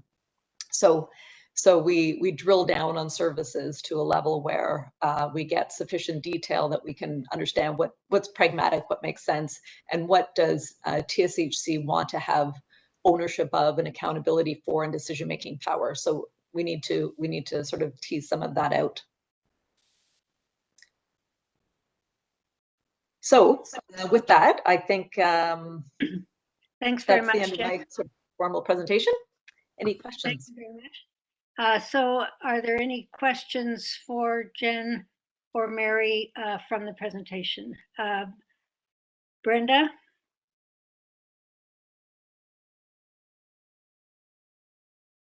Brenda, did you have a question? Yes, thank you. It's a question, I'm not certain whether it's Jen or whether it's you, Madam Chair, but what I'm struggling with is I'm trying to get a sense of is it not, or maybe I'm wrong on this, is it not assumed that at some point as an organization we'll be responsible for all these services? I know we're talking in an interim transition state about sharing services for practical reasons, but I'm just trying to get my head around this delineation of who's going to do what, and is our goal ultimately to be a standalone institution with our key accountabilities back and forth to city and other structures? I'm just trying to get a handle whether it's assumed at some point we will be responsible for all this, or will there always be an element that is shared with TSHC? My spidey sense when I start hearing people talk about third party always makes me a little anxious. Thanks, Brenda. Mary or Michael, I think, would you like to address that? Mary, do you want to go ahead with that? Sure. I think the issue is accountability versus how things are delivered. So it's very common that organizations have services, especially their back office services, done on a shared basis, but they're done through a very clear service level agreement and clear accountabilities of each organization. So in the long run, you may choose on some of the back office services particularly to continue to have a shared relationship, but the accountability of your organization is clear in terms of the arrangement that you make through your agreement with the party that's providing the services. So I think the point that Jen was making is that the things that are closest to the tenants, that are the reason that TSHC exists, are the things that you will likely deliver directly as an organization, and some of the things that are more back office or further away from the tenants you may choose to do on a shared basis in the long run with the appropriate accountabilities in place. Maybe if I could add, Maureen and Brenda, just a couple of things. My guess is that we will, in the long term, continue to have a partnership with Toronto Community Housing with respect to some services. They are the owners of the buildings. We're going to be leasing the buildings from them. So I think it's very likely that even over the long term, we will continue to have a strong partnership with Toronto Community Housing. I understand that. I want to build on Mary's comment there, though, but from the perspective of tenants, our corporation is responsible for everything. So it's our responsibility to manage those arrangements and partnerships, whether it's Toronto Community Housing or an external supplier of services, on behalf of tenants. So what we don't want in the future is for tenants to feel like, for example, they're between corporations. Well, that's so exactly if a tenant has an issue, we're accountable, and we need to manage those partnerships and relationships, whether it's Toronto Community Housing or anyone else, to make sure that the needs of tenants are met, so that tenants are clear that we're accountable to them for all of these things. And my concern is accountability, but also control, because you can't really steer the ship if you're not in charge of it, so to speak. And I'm just a little concerned about this divvying up of accountabilities, and my concern is ultimately our ability to mold and shape the organization to meet the needs of the community.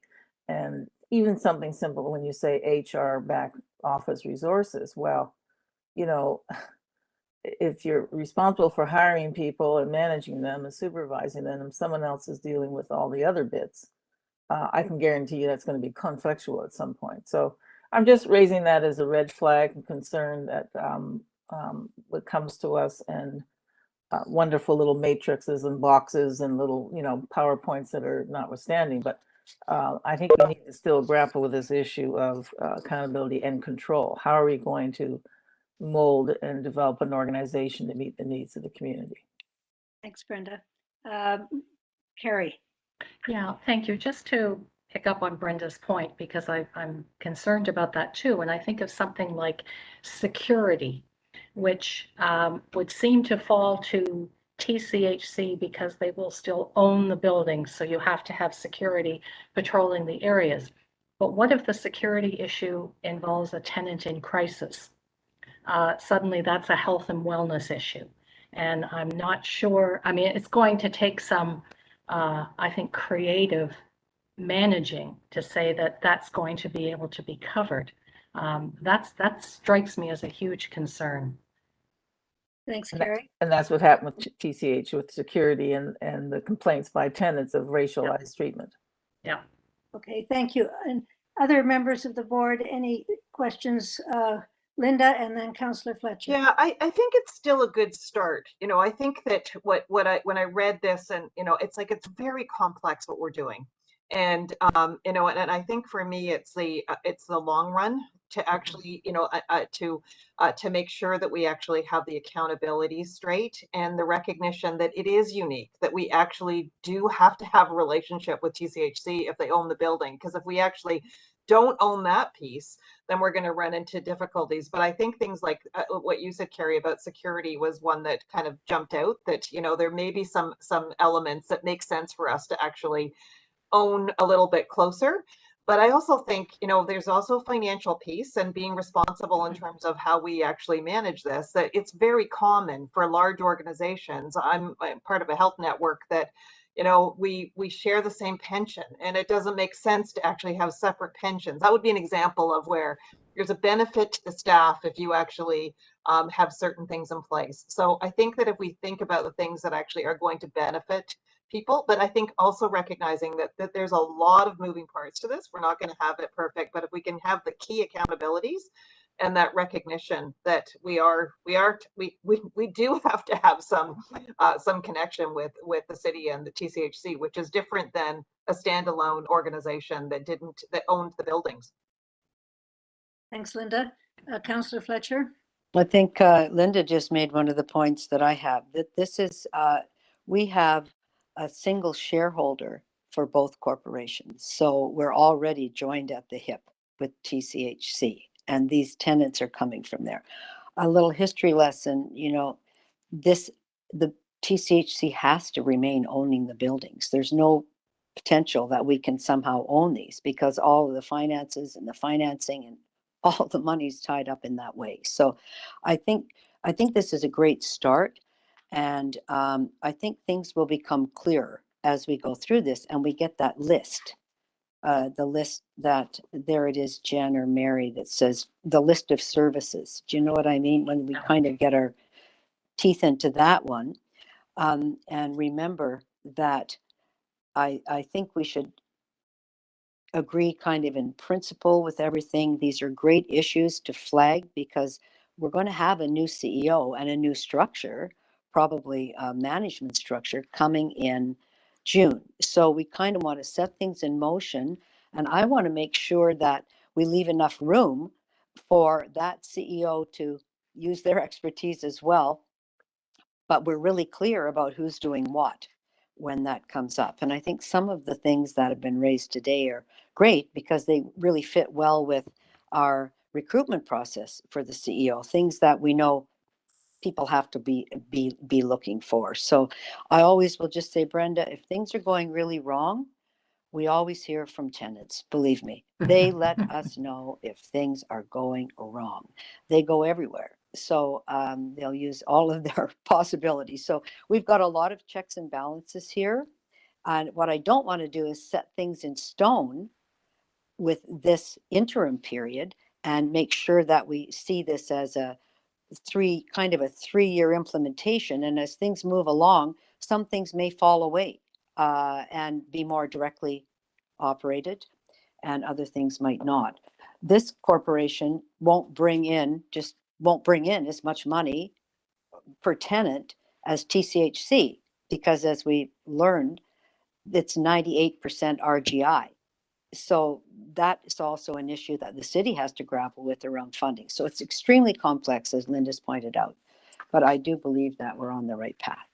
Thanks, Councillor Fletcher. So any other directors want to make any other comments or questions on this? Recognizing this is a preliminary presentation, we will have much more detail going forward, but clearly the input and the questions raised are very helpful to Mary and the MNP team. Mary, would you like to make any concluding remarks before we move on? Well, thank you all very much for your comments, and we look forward to coming back in December and being able to get into the meat of, as Paula says, the list and who should be doing what in the short term, at least. So we're looking forward to having that conversation with you. Great, thank you very much, and thank you, Jen, for your presentation. Thank you very much. We are now on item 17, the introduction to the operating agreement, and Mary, you're on again. Thank you very much. This will be a short item. It is by way of introduction because the operating agreement will be a much more complicated conversation that takes place over a period of time and several board meetings. Basically, as you know, the City of Toronto has two roles with respect to housing. One, it is the Housing Services Manager under the Housing Services Act, and it is also the shareholder in this corporation. And as such, and in the direction, the shareholder direction, it's necessary to develop an operating agreement between with TSHC and the city, and we are starting to do the work on that. Jen St. Louis is here from the city to answer any questions that you may have. But basically, the operating agreement will have a main body that sets out the principles. It will have a schedule that outlines, a Schedule A that outlines the responsibilities of each party, and a Schedule B that will look at the financial aspects of the relationship. We hope to come back with a first draft of the main body and Schedule A in January, Schedule B in February, and then have a second look at drafts in March and approval in April to ensure that there's time for executing the agreement before transition. So the idea is that you would see drafts at least twice as this moves forward, because it's such an important aspect of the relationship between the shareholder and the city and the corporation. Jen, any other comments, or should we just open it for questions? Great. Thanks, Mary. Hello, Jen, welcome. Thanks. Are there any questions for Mary or for Jen? Can you just clarify, is there an annual report to the shareholder or a shareholder? How does that work, that governance relationship? Yep. There will be an annual report to the shareholder. So similar to the way that TCHC currently provides an annual report to the shareholder through executive committee and council. So that's public, where just to Brenda's point again, the accountability side of it is very clear in the annual report. People can depute on that there. And the other issue around the service manager, what quality control does the service manager have over operations? So any? Jen? Yes. So there are service level standards that are set out in the operating agreement. As you know, we're looking to really revamp how the service manager has oversight over both TCHC and TSHC. And so that this will be done through the operating agreement primarily, but we're also looking at, creating an overall new accountability framework, and that will come in 2022. And the service manager also has oversight over, it's really the RGI section, not everything. It's anybody who has RGI, service manager has that authority around standards, correct? So it's all other. Over RGI and the quality control over that. I mean, the service manager also does have an interest in things like housing stability, eviction prevention, because they do relate to the overall housing system. So for this corp, for TCH, for Wood Green, for St. Clair Interfaith, for everybody, right? With RGI. Thank you.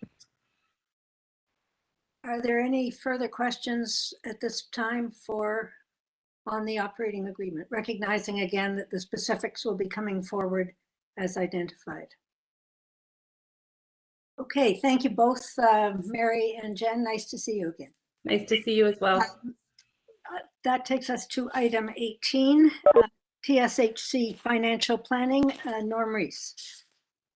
Yes, good morning. You have before you the report that was circulated, and it's in a format similar to what you received last month. Pardon me. The first section of this report is financial results through the end of October. They're fairly self-explanatory. We have spent just under $350,000 of our $985,000. We are starting to staff up a bit, and so we'll start to see the funds begin to spend a little at a quicker pace than they have more recently. So that's section one of this report. The second section is the transition budget, and that, as you recall, is from January 1 to March 31.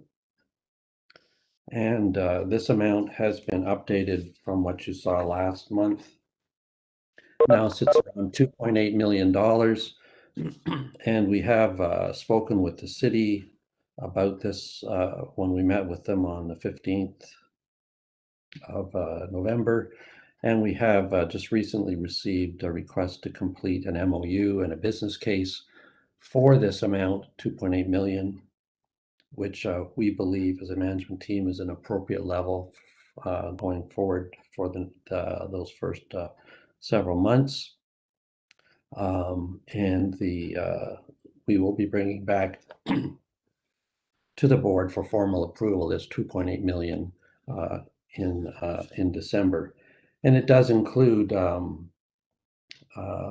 the fact that we have brought on, or we're bringing on more people to support the transition.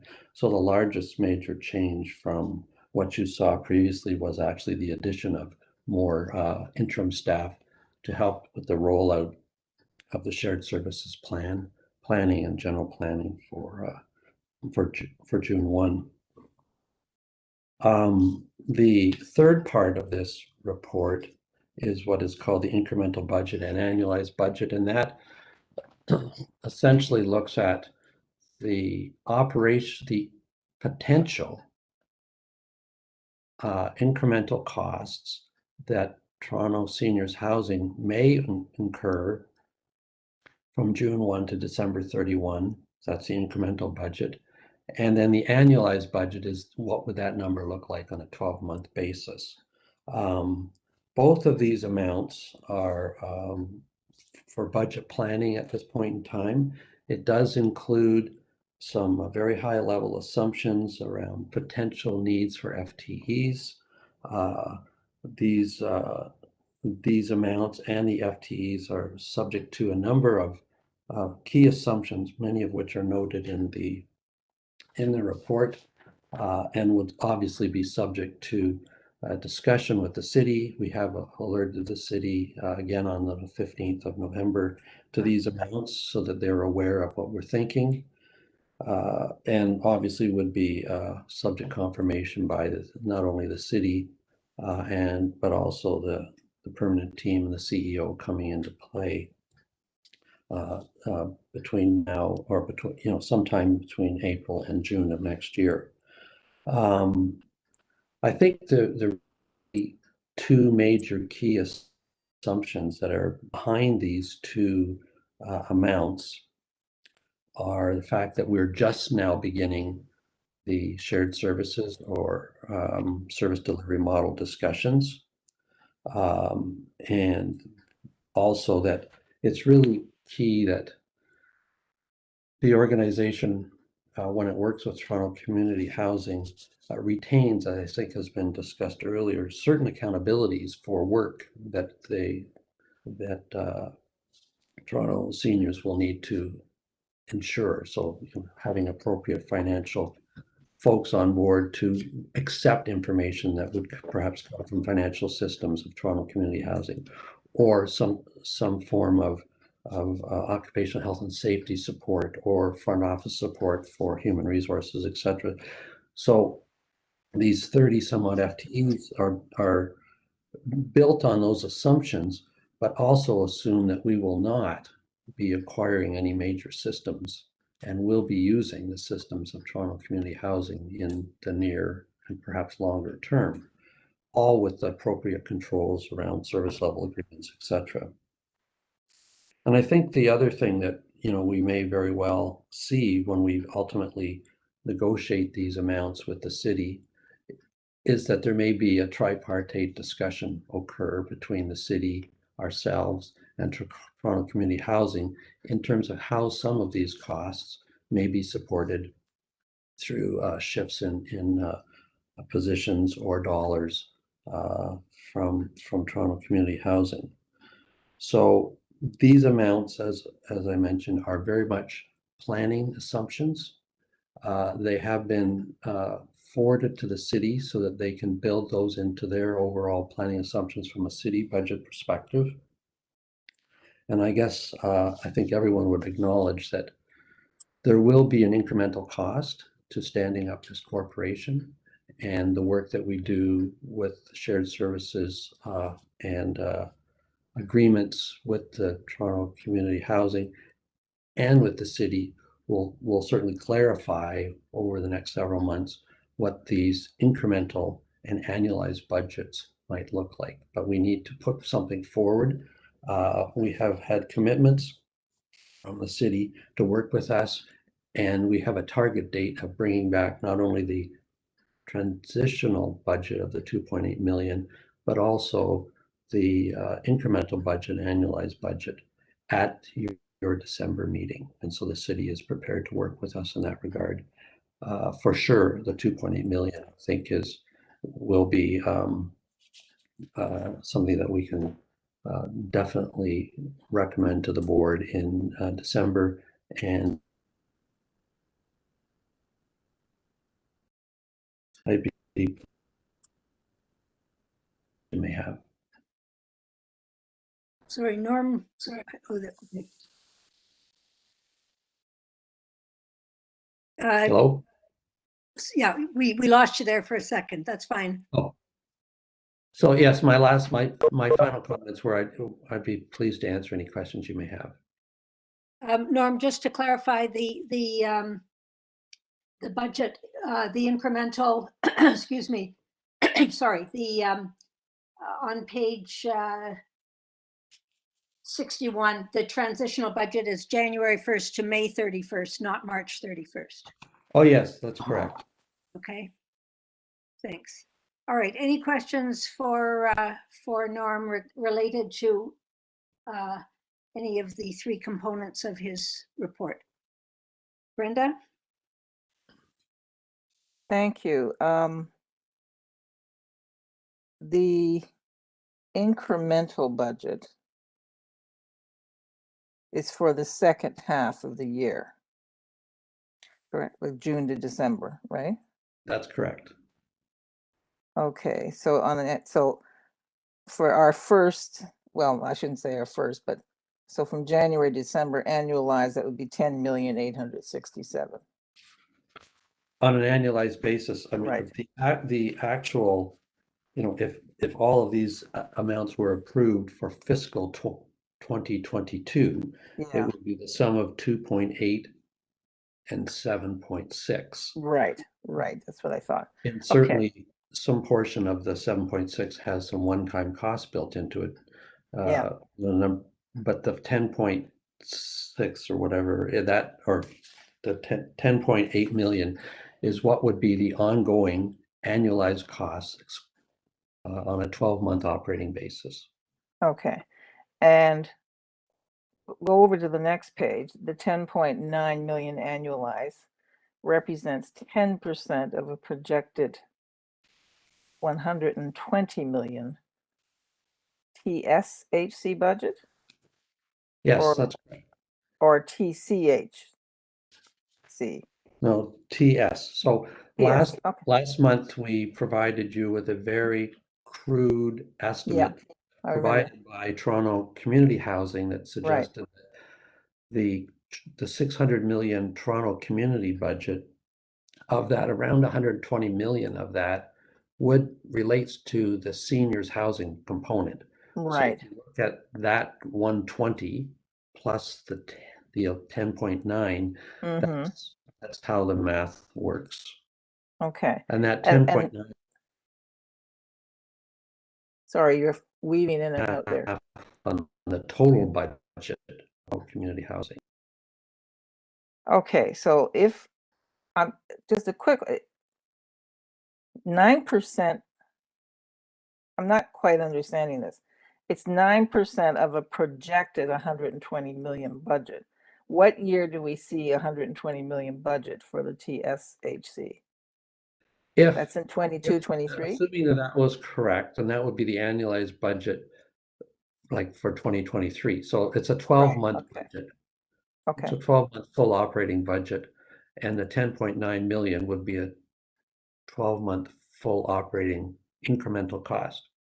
It's just to give the city planners and ourselves some view of what it would look like when it's sort of normal operations, if you will. Sure.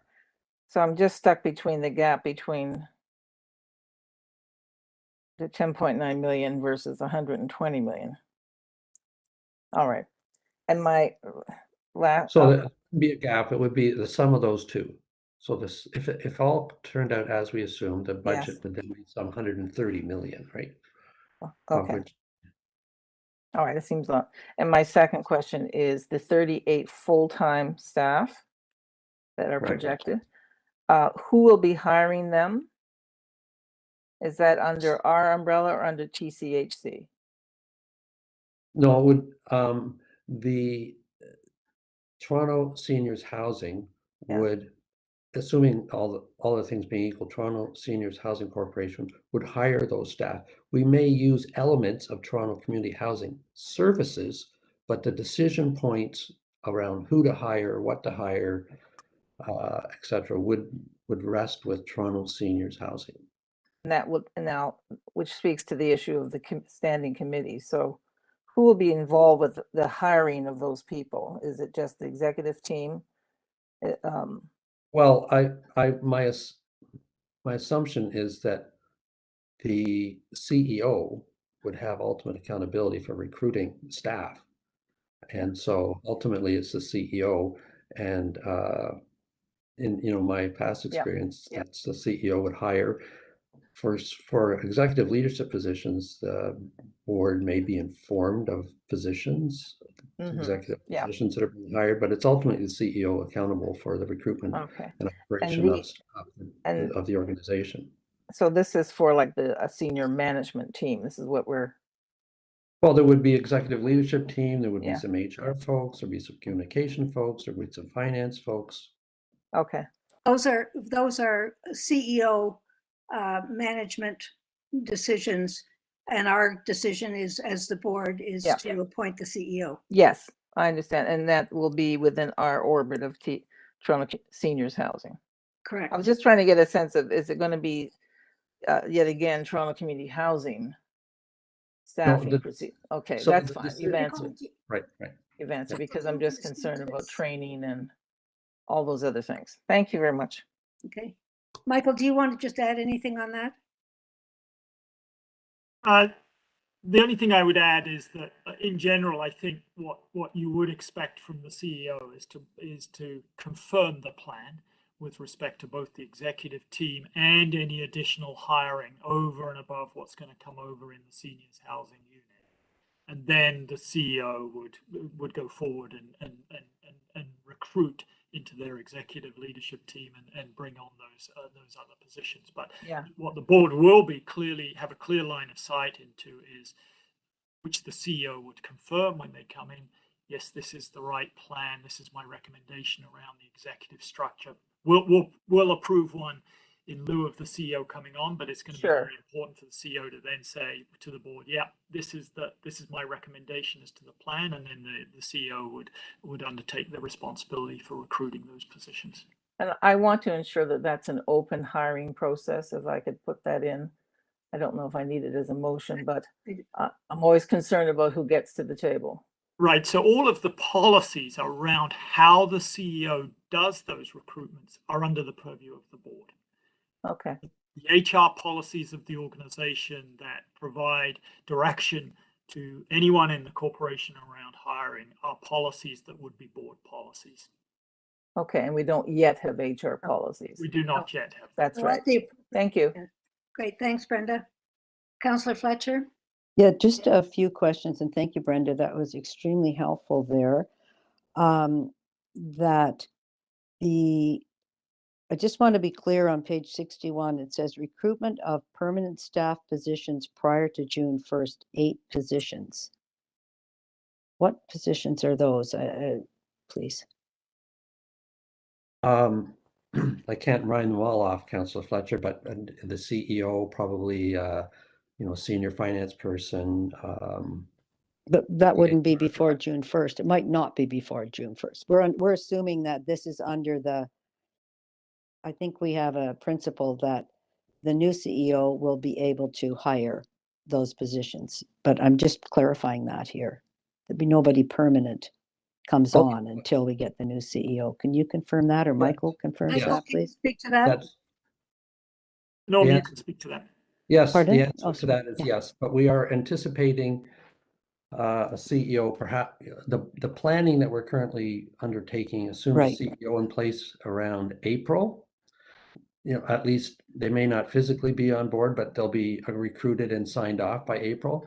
And we're hoping that we can develop a number of job descriptions and positions, and that individual could begin to recruit, and perhaps some of their senior team and other sort of leadership positions in place before June 1. It would just help. Hopefully, transition. but it Yep. might not be the case. So I think we should be clear that we're adding, make sure that's the new CEO. No offense to anybody, but things have been unclear, and I'd like to have that clear. I understand we're looking for June 1st, but it's life. It might not be June 1st, but that targeted, if we could say targeted for June 1st, and that's ELT positions. Where are you, Councillor Fletcher? I'm on page 61 in the chart. Interim staff 3, board remuneration, recruitment of 8 permanent staff prior to June 1st, 8 positions. See it there, Maureen? Yes, I do. Yeah, so I'm just clarifying that. And I guess I'll have Michael clarify that, if you don't mind. These are planning assumptions, Councillor Fletcher. So there are, our estimates as to when we think people may be on board, but for sure. And then once that person's there, then that's part of that decision making, how that would roll out that she or he would think about. So I think we should be clear. It's flex, but that's a good target. And just around a new board, the confirmation of ELT members. I know that there's a process over at TSHC, because I've sat on that, where board members will sit in on ELT interviews. That's pretty especially for a new board. So I think that we should consider that, or the new CEO. Some of these are really good questions for Councillor the Fletcher, search committee. These are things that we will be addressing going forward, but this is a financial. No, I understand that. Brenda started talking about it, so I'm just answering that, Madam Chair, and just saying this is great. Thank you so much. Thank you. Okay, any further questions from any other board members for Norm? Okay, thank you very much, Norm. This is very helpful for us to understand both the components and when we can expect to see more detail and decisions related to those. So thank you very much. Thank you. You're welcome. Okay, we are now on item 19, the integrated service model implementation, and it is 10 to 11. So I'm wondering, can we bring in our first deputant? Madam Chair, I have Bill Lohman on the line to join the meeting. Thank you very much. Bill Lohman, please go ahead. Good morning, Madam Chair, Mr. Sherrar, and members of the Seniors Board. Thank you for this opportunity to address the board this morning. My name is Bill Lohman. The integrated service model is 1 year old, and I recognize a lot of effort has gone into it. Almost entirely staff-related and on back-facing components. From the perspective of a tenant, it's been mostly about the needs of staff, rearranging deck chairs, hiring quotas, and not much more. Senior tenants have now gone more than 2.5 years without any engagement or support from Toronto Housing's tenant services. And there are some questions. Where is the promised on-site medical component? Where is the tenant engagement for seniors? When there's nothing that's been blended or into a functioning or unified whole, it's somewhat disingenuous to call it an integration. Instrumental parts of the model connecting seniors were developed separately from each other. The integrated service model and its accountability framework is one silo piece of the city's plan, but it is incomplete and will not work as a standalone. It needs other inputs to create the cohesive, functional, and effective model as promoted. It requires tenant engagement component that communicates respectfully, is senior specific, and responsive to the expectations of the communities. But that is not the engagement piece Toronto Housing prepared for seniors. The engagement refresh is a silo too. It is a governance model designed for active and energetic leaders with responsibilities akin to a job description that presumes to assign tasks and accountabilities to tenant leaders. This is problematic for seniors because seniors were never asked what they thought. Tenant representatives are appointed if no one volunteers, and the needs of seniors were never a focus or even considered. To retired seniors, it's more like a cynical form of covert conscription to advance strategic objectives instead of the wellness and spirit of the community. The last time we heard anything from engagement management was back in July, around the same time the last of the CSCs returned to the family building flock. Not a word since. Tenant services really seems to have an aversion to senior tenant participation. Silent seniors tenants are the third silo, and the SHU manager admitted to that tenants play an integral role to make the ISM work, in support of the SSC by providing tenant community information for medical referrals, business concerns, etc. There's privacy issue concerns there. We are now realizing that scope of the SSC role is to the integrated service model and its list of priorities exclusively. That leaves seniors holding the bag to deal with the crowd control, cultural conflicts, and psychosocial issues of their communities. And still, there's an absence of any substantial senior inclusion, input, or influence to the decision-making and policies of the transition. From the last board meeting, you received dozens of pages of unanswered questions from staff members. Today, I'd like to share a few of the City and Toronto Housing's promises to seniors. From the recent third quarter Tenants First update, it states robust, collaborative, and ongoing communication with tenants and staff is a cornerstone of this project, and a successful transition will not be possible without it. It claims that, that housing is doing everything possible to ensure the transition is successful. The business plan says that ongoing engagement with tenants is critical to the implementation. How do these somehow forsaken pledges of inclusion and input, plus the dozen pages of unanswered questions, supposed to build the relationships of trust between senior tenants and housing staff? Isn't it time for SHU management to step up for vibrant and health beginning of the seniors by demanding that housing actually do everything in its power to help usher in the new community and include senior representation on the transition teams to directly inform and influence the service and programs provided to senior communities? So with that, and looking at the time, thank you very much for listening to me today. Thank you very much, Mr. Lohman, and I would like to thank you for your also for your submission since the last meeting of all of the input from your colleagues and tenants. It's very helpful to us, and as you will have heard in the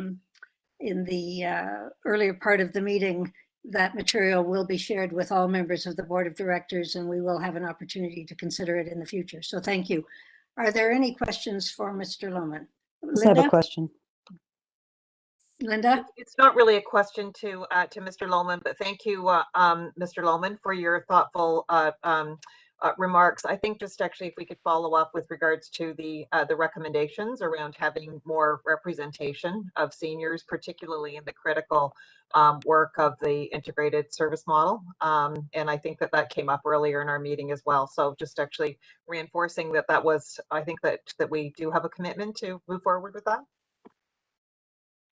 I heard that and I'm very pleased to hear that in the earlier part of the meeting. Thank you very much. Thank you. Councillor Fletcher, question for Mr. Lohman? Thank you, Mr. Lohman. You were just talking about tenant engagement, and of course that is a prime part of Tenants First. And you will have heard that, I believe, that we've moved the stack into what I will say is the forefront of input around tenant engagement and other matters. But around the current tenant engagement, you just talked about seniors and people volunteering, and if nobody comes out, then whoever volunteers gets appointed. I'm wondering if, and for 96 tenant positions, only 24 are filled, would you be suggesting to this board and to TSHC board that that particular piece be held back to be more, to be looked at by this seniors board as things are developing, or would you just like, are you okay with the current model? Thank you for the question, Councillor Fletcher. Absolutely. I think it should be held back. The refresh is a long process that's been taking place, and seniors have objected to it from the very beginning. And, you know, screamed for senior inclusion, which was never put in. So I thank you very much for that. And I think it is very important that the engagement piece actually be put together with senior inclusion. Thank you. Thank you. Any other questions for Mr. Lohman?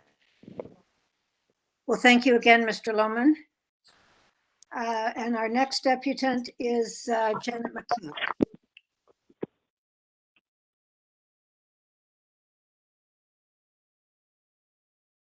Maureen, if you can give me a couple of minutes to connect Janet, that'll be great. Okay, thanks, Rajni. Maureen, what was her name? I didn't quite hear you. Janet? Janet McLeod. Thank you.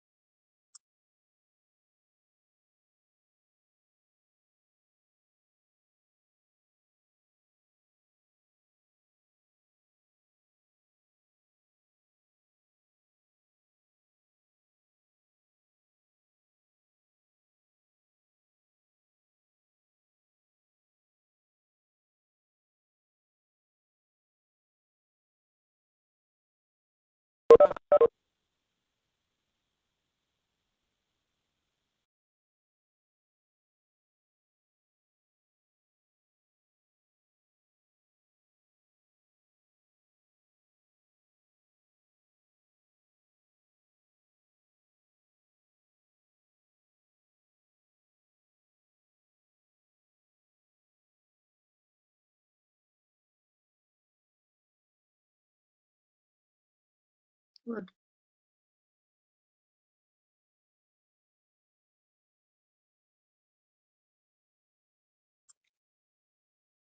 Madam Chair, I have Janet McLeod on the line for you. Thank you very much, Rajni. Welcome, Janet. Thank you very much. I'm Janet McLeod, former chair of the Greenwood Towers Tenants Association, now acting as a contracted consultant for the Tenants Association, specifically the lead team. I really appreciate a chance to be heard today by this wonderful group.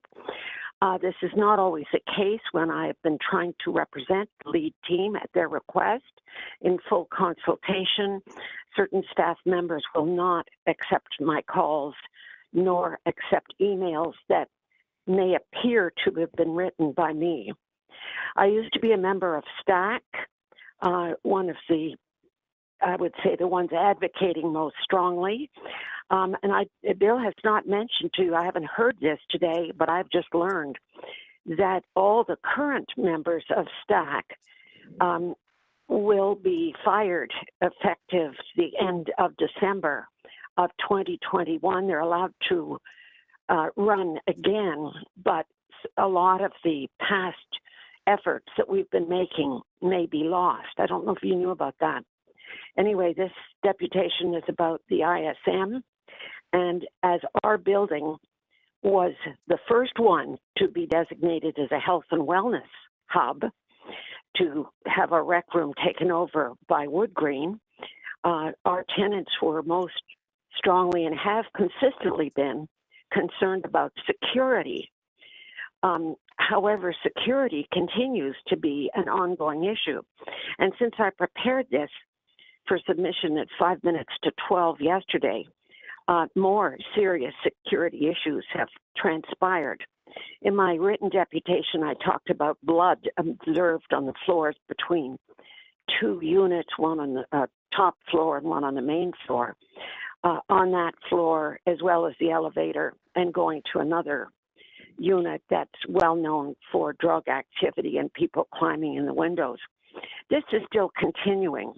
Another thing happened over the weekend I just learned of yesterday afternoon, that more guests were fighting on the second floor of the small building, and the tenants have asked me to draw up a petition.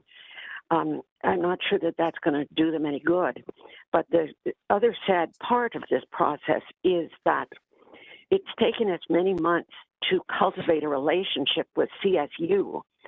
And I've also learned yesterday afternoon that the CSU contacts that we've had, no wonder people are waiting for returned calls. They're not there anymore. So in other words, the tenants have no one to turn to when they call the 416-921-2323 CSU building security number. This is extremely disconcerting, and tenants are vulnerable tenants particularly are really under even more stress. I am pleased to say that the tenant who had been worrying about another one who'd been harassing him for over 2 years was able to submit his 67th written report about her activities. Unfortunately, she's gone after somebody else who now, in the process of defending himself from being punched, has received a notice of eviction. So it blamed the victim. As far as tenant engagement, and this has come up during the meeting, and our tenants have been engaged all along, even if we didn't have tenant reps. And in fact, it's not all negative worrying about security. We do have a tenant who, because even though we can't use the rec room, but agencies seem to be able to, not following the protocols of COVID, she is organizing a holiday dinner again this year. So we're engaged, even though not according to TSHC's definition of engagement. From the last meeting, we heard that TSHC would like to be the best landlord in Toronto when you take over in June 2022. We're not even asking that. We just like to have a little bit more improvement, and we'd certainly like to be much more involved in decision making and input. Alas, STAC has not been able to have any influence so far as we can see. And just to add to that, STAC had no role in developing a job description for the SSC. Our first one was hired before STAC ever met, and we are now on our second SSC in our building. Thank you very much for this opportunity. I appreciate it. Great. Thanks very much. Thank you. Questions for Ms. McLeod?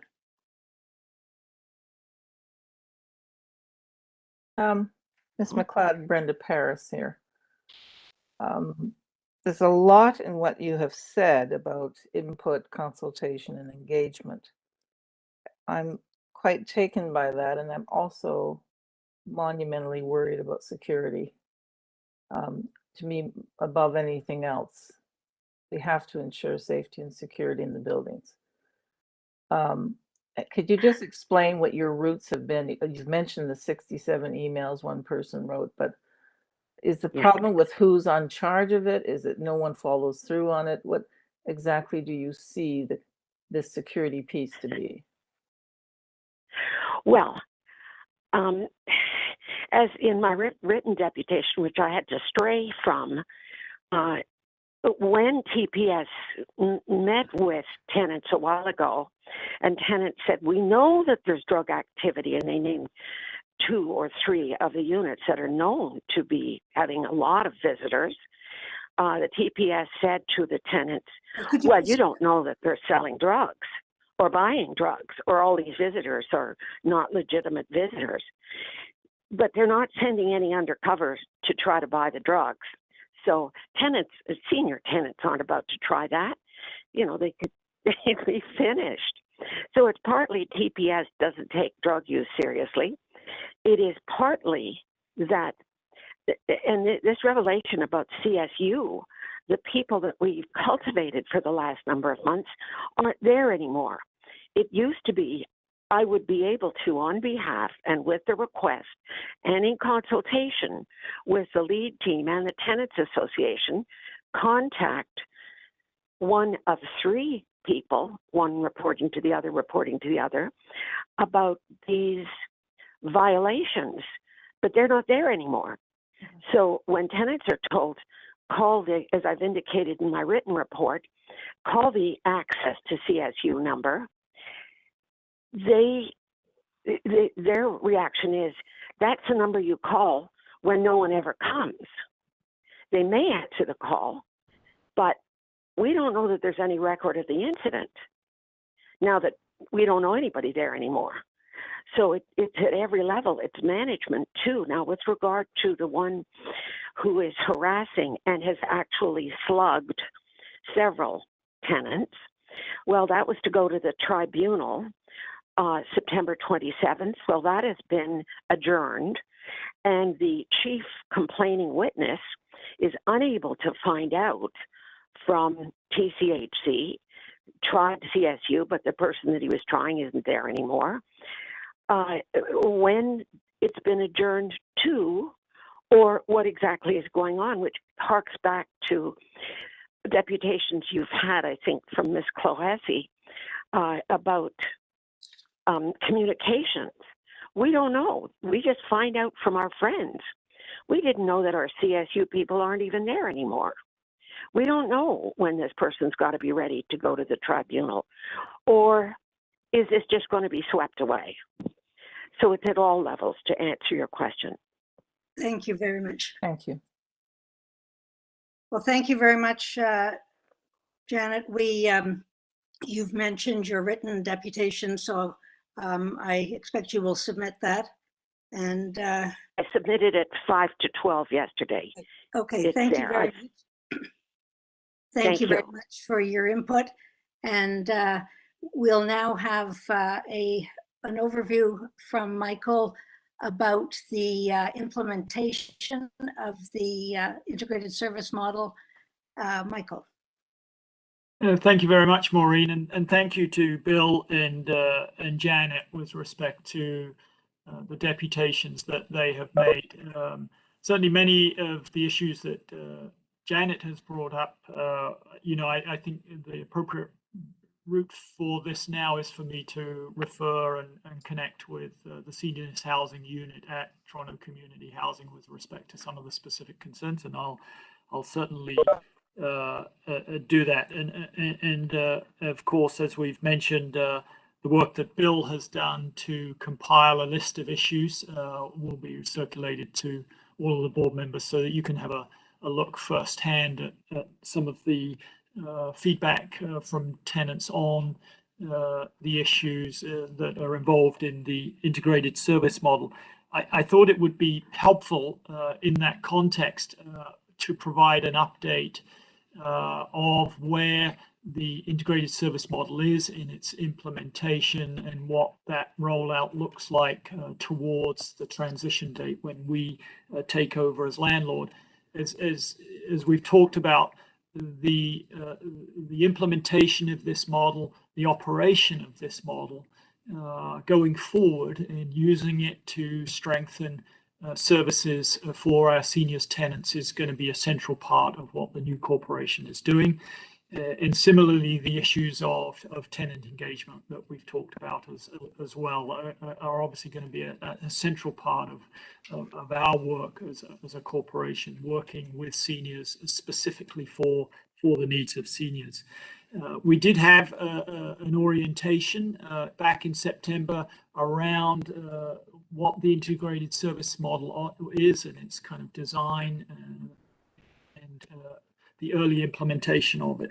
So today, with thanks to staff at Toronto Community Housing, I'm going to give a short update. There is a slide deck there.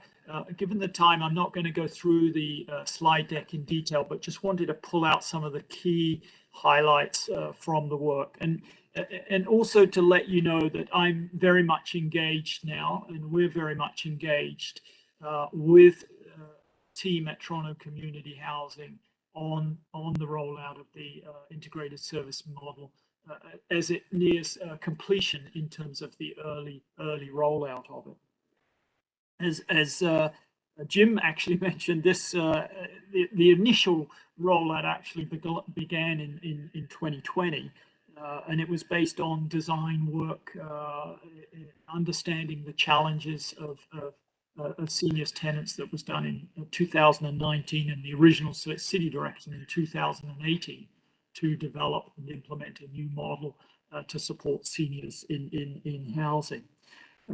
The significant part of the rollout has happened in 2021, and the last phase is due to occur in 2022 with the completion of the new resources that will be in place prior to the June 1st transition date. And I'll tell you in a little bit of detail where those things are.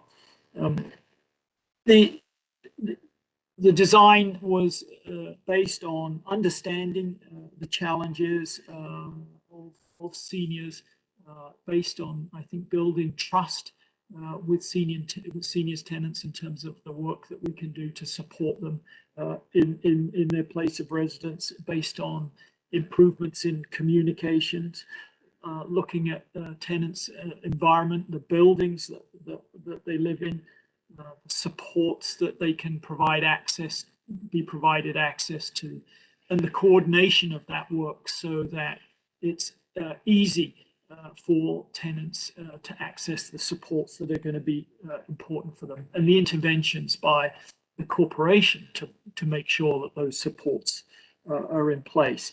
The model was based on 4 key components. One was a new staffing model for the buildings that would add resource to support that work in terms of coordination of supports, being able to listen to tenants, understand their needs, and then provide the supports that are going to be helpful for them. So I'll talk about that staffing model. Looking at the business processes of the organization that supports seniors, specifically with respect to the needs of seniors, and all of the processes by which the organization interacts with seniors to make that more efficient and effective, particularly for seniors tenants.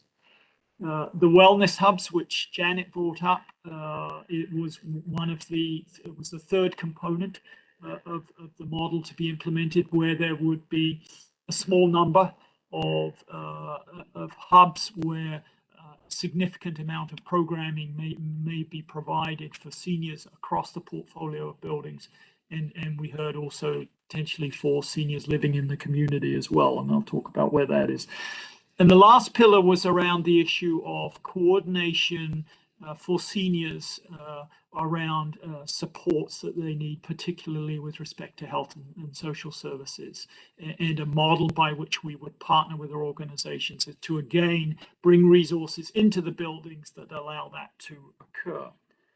So with respect to those 4 pillars, I'll start with the third first. This was an area that we've talked about as a corporation, and we engaged with Toronto Community Housing and with the city, and felt that the issue of the hubs needed more work to establish the right model for seniors, and Toronto Community Housing, and with the city and with our input, decided to pause that component of the model in terms of its rollout. Now the next phase of that will be to undergo a significant consultation period with tenants around the issue of the hubs and what they would like to see with respect to these additional services that may be helpful for them, and how we should organize those services and what the hub model might look like in the future. So that consultation will happen. The city are helping with that and helping to drive that. There will be a consultant brought on board to drive that work. And the recommendations from that will come back. I think by the time that's all done, that will come back to this board as the primary vehicle, because the implementation of any of the recommendations around the hubs will then be under the purview of Toronto Seniors Housing. This board, in consultation with tenants and management, will be able to look at that whole model and make recommendations around next steps in implementation on the hubs. Going back to the first pillar, the staffing model really involves essentially 2 additional resources that are available to people, that are available across all of the buildings, so that each building has an assignment of 2 individuals. Some of those, depending on the size of the building, may support more than 1 building, but resources in every building that support the coordination of assessing the needs and coordinating the supports necessary for seniors living in those buildings. That staffing model is more than half complete, and there's 2 regions out of the 4 regions to go.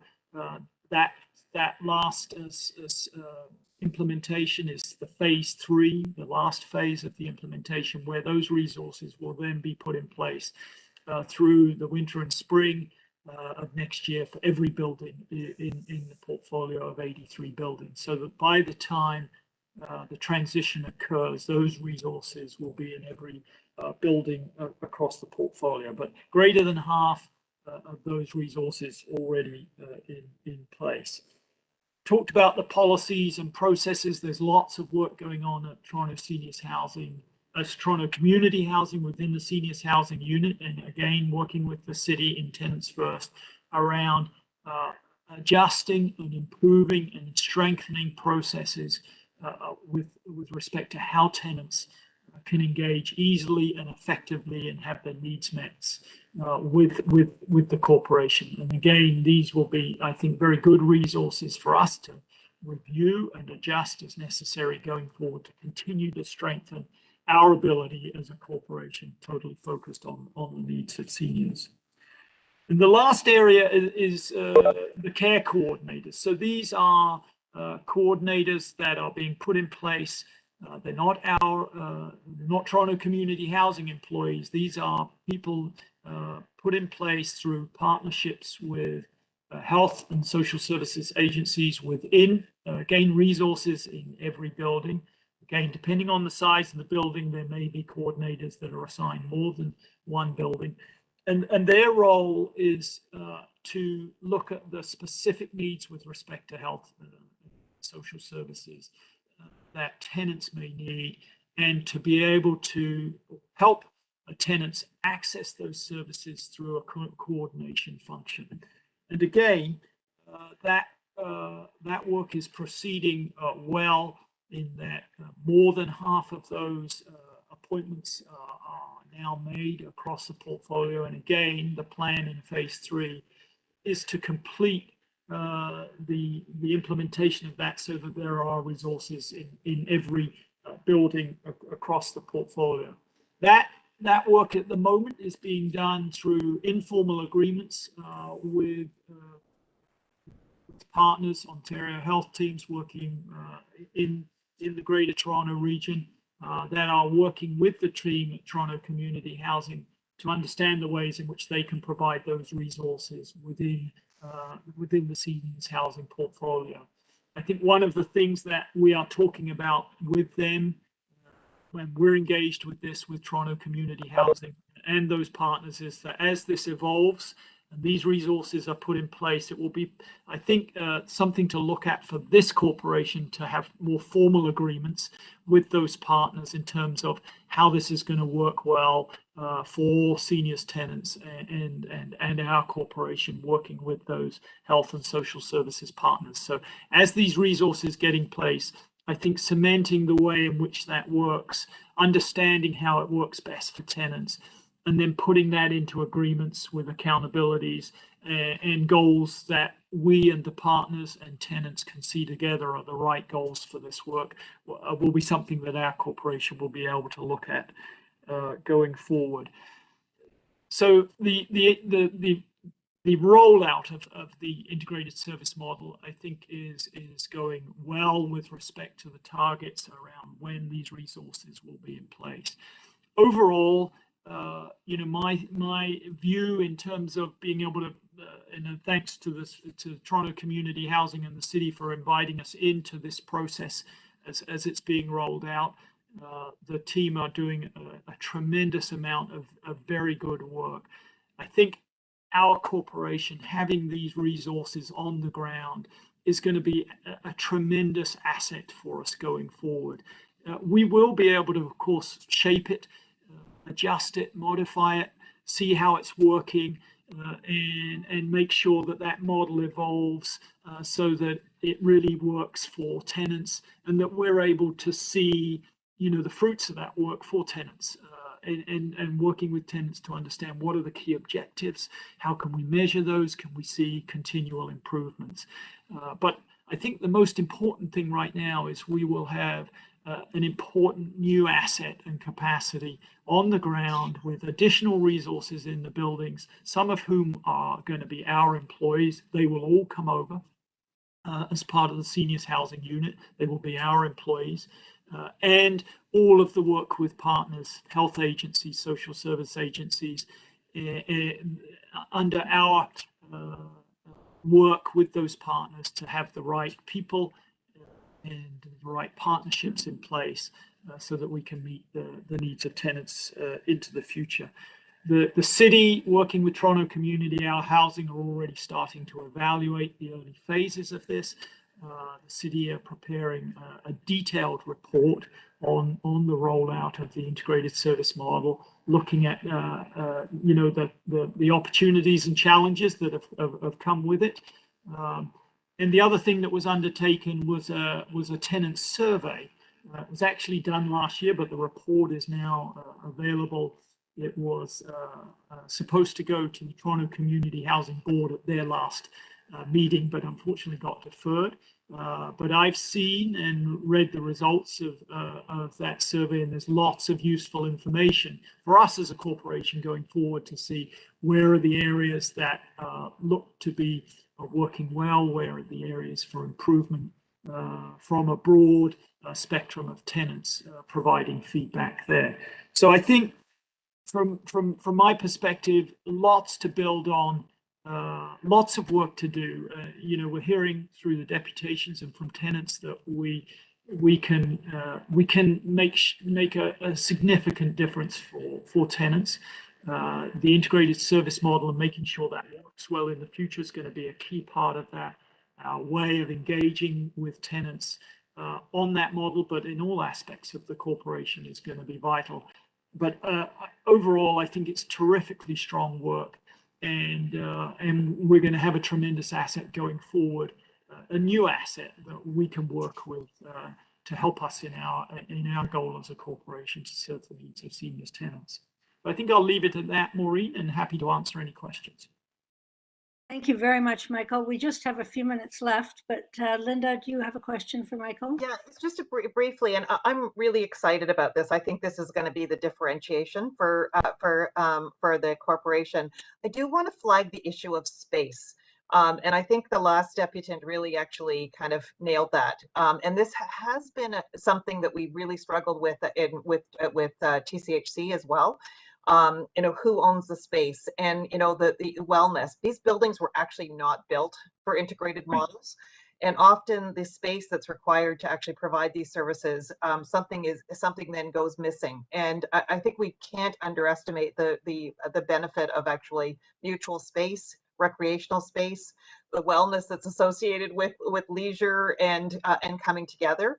And also just even agreements going forward. I've seen some really challenging situations down the road where, and I'd love you to actually see some of these spaces, Michael, where agreements have been made and then actually the spaces actually becomes quite deplorable because it's actually not upkept and it's actually not to the standards that you would actually want to provide an integrated delivery of care. So I think it's just something that early on we really need to think about on many different levels, and I haven't heard that kind of come up as clearly. And a big wicked challenge actually, but one that we're up for. Thanks, Linda. Anyone else? Harry, Jim, from a tenant perspective? Brenda has her hand up. Yes, I know. I just want to make sure that, because we're about to run out of time. So Yeah. Harry or Jim? Yes, Jim. Okay. Brenda? Sorry, Carrie? Yeah, I will, but Jim had his hand up. Jim did have his hand up there, Maureen. You probably didn't see. Thank you. I'm just Sorry. waiting for Brenda. Okay. Brenda?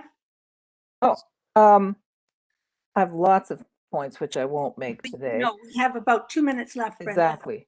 So, where is the best place to have some questions or further development of questions here? For example, you mentioned the pause that was supposed to be in effect for the wellness hubs.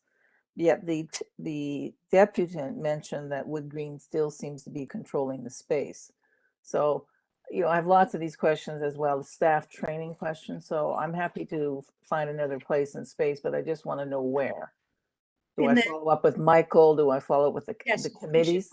Follow up with Michael. Is that fine, Michael, for you? Absolutely fine. Yeah. Happy to answer any specific questions from board members on any aspect of the ISM. Yeah. I think some of these questions other board members should hear. And Linda, you mentioned offering to show people some space. If you could include other board people on that, I'd really appreciate it, because I also have one example I can share. That's all. Thank you. Okay, thank you. Jim, did you have a point? I can't hear you, Jim. You're on mute. We're running out of time, so I will take it up with Michael. It was concerning the hub model and an early implementation of it at George Street and what a failure it was. Okay. When we needed the service, the person, after the fire, the person went on the leave of absence because he couldn't handle it emotionally. Okay, thanks. And recognizing that again, now that we have our standing committee structure in place to begin in January, the integrated service model is a very significant element of quality and tenant engagement, where again, the committee will be able to get into this in much more detail and bring matters to the board. So I'm going to have to close our meeting at this point. What I would like to do on behalf of the board, I think it's obvious from the presentations we've received today that there's a great deal of work going on the components of the transition that Michael and his team, I really would just like to thank you on behalf of the board for the work that you are doing. It is just superb. And recognizing that we're learning as we go. And hopefully the input that you've had from the board members today will assist you in refining those directions that you're currently considering. So I'd like to thank you all. And with that, I would like to ask for a motion to adjourn. Could I have a mover? So moved. Carrie, thank you. Seconder? Linda? Linda, thank you. All in favor? Any opposed? Carried, thank you. We'll see you at the board on the 13th of December and in our various work group activities in the meantime. Thank you very, very much for your time. Bye, everyone. Thanks, everybody. Stay safe. Yeah.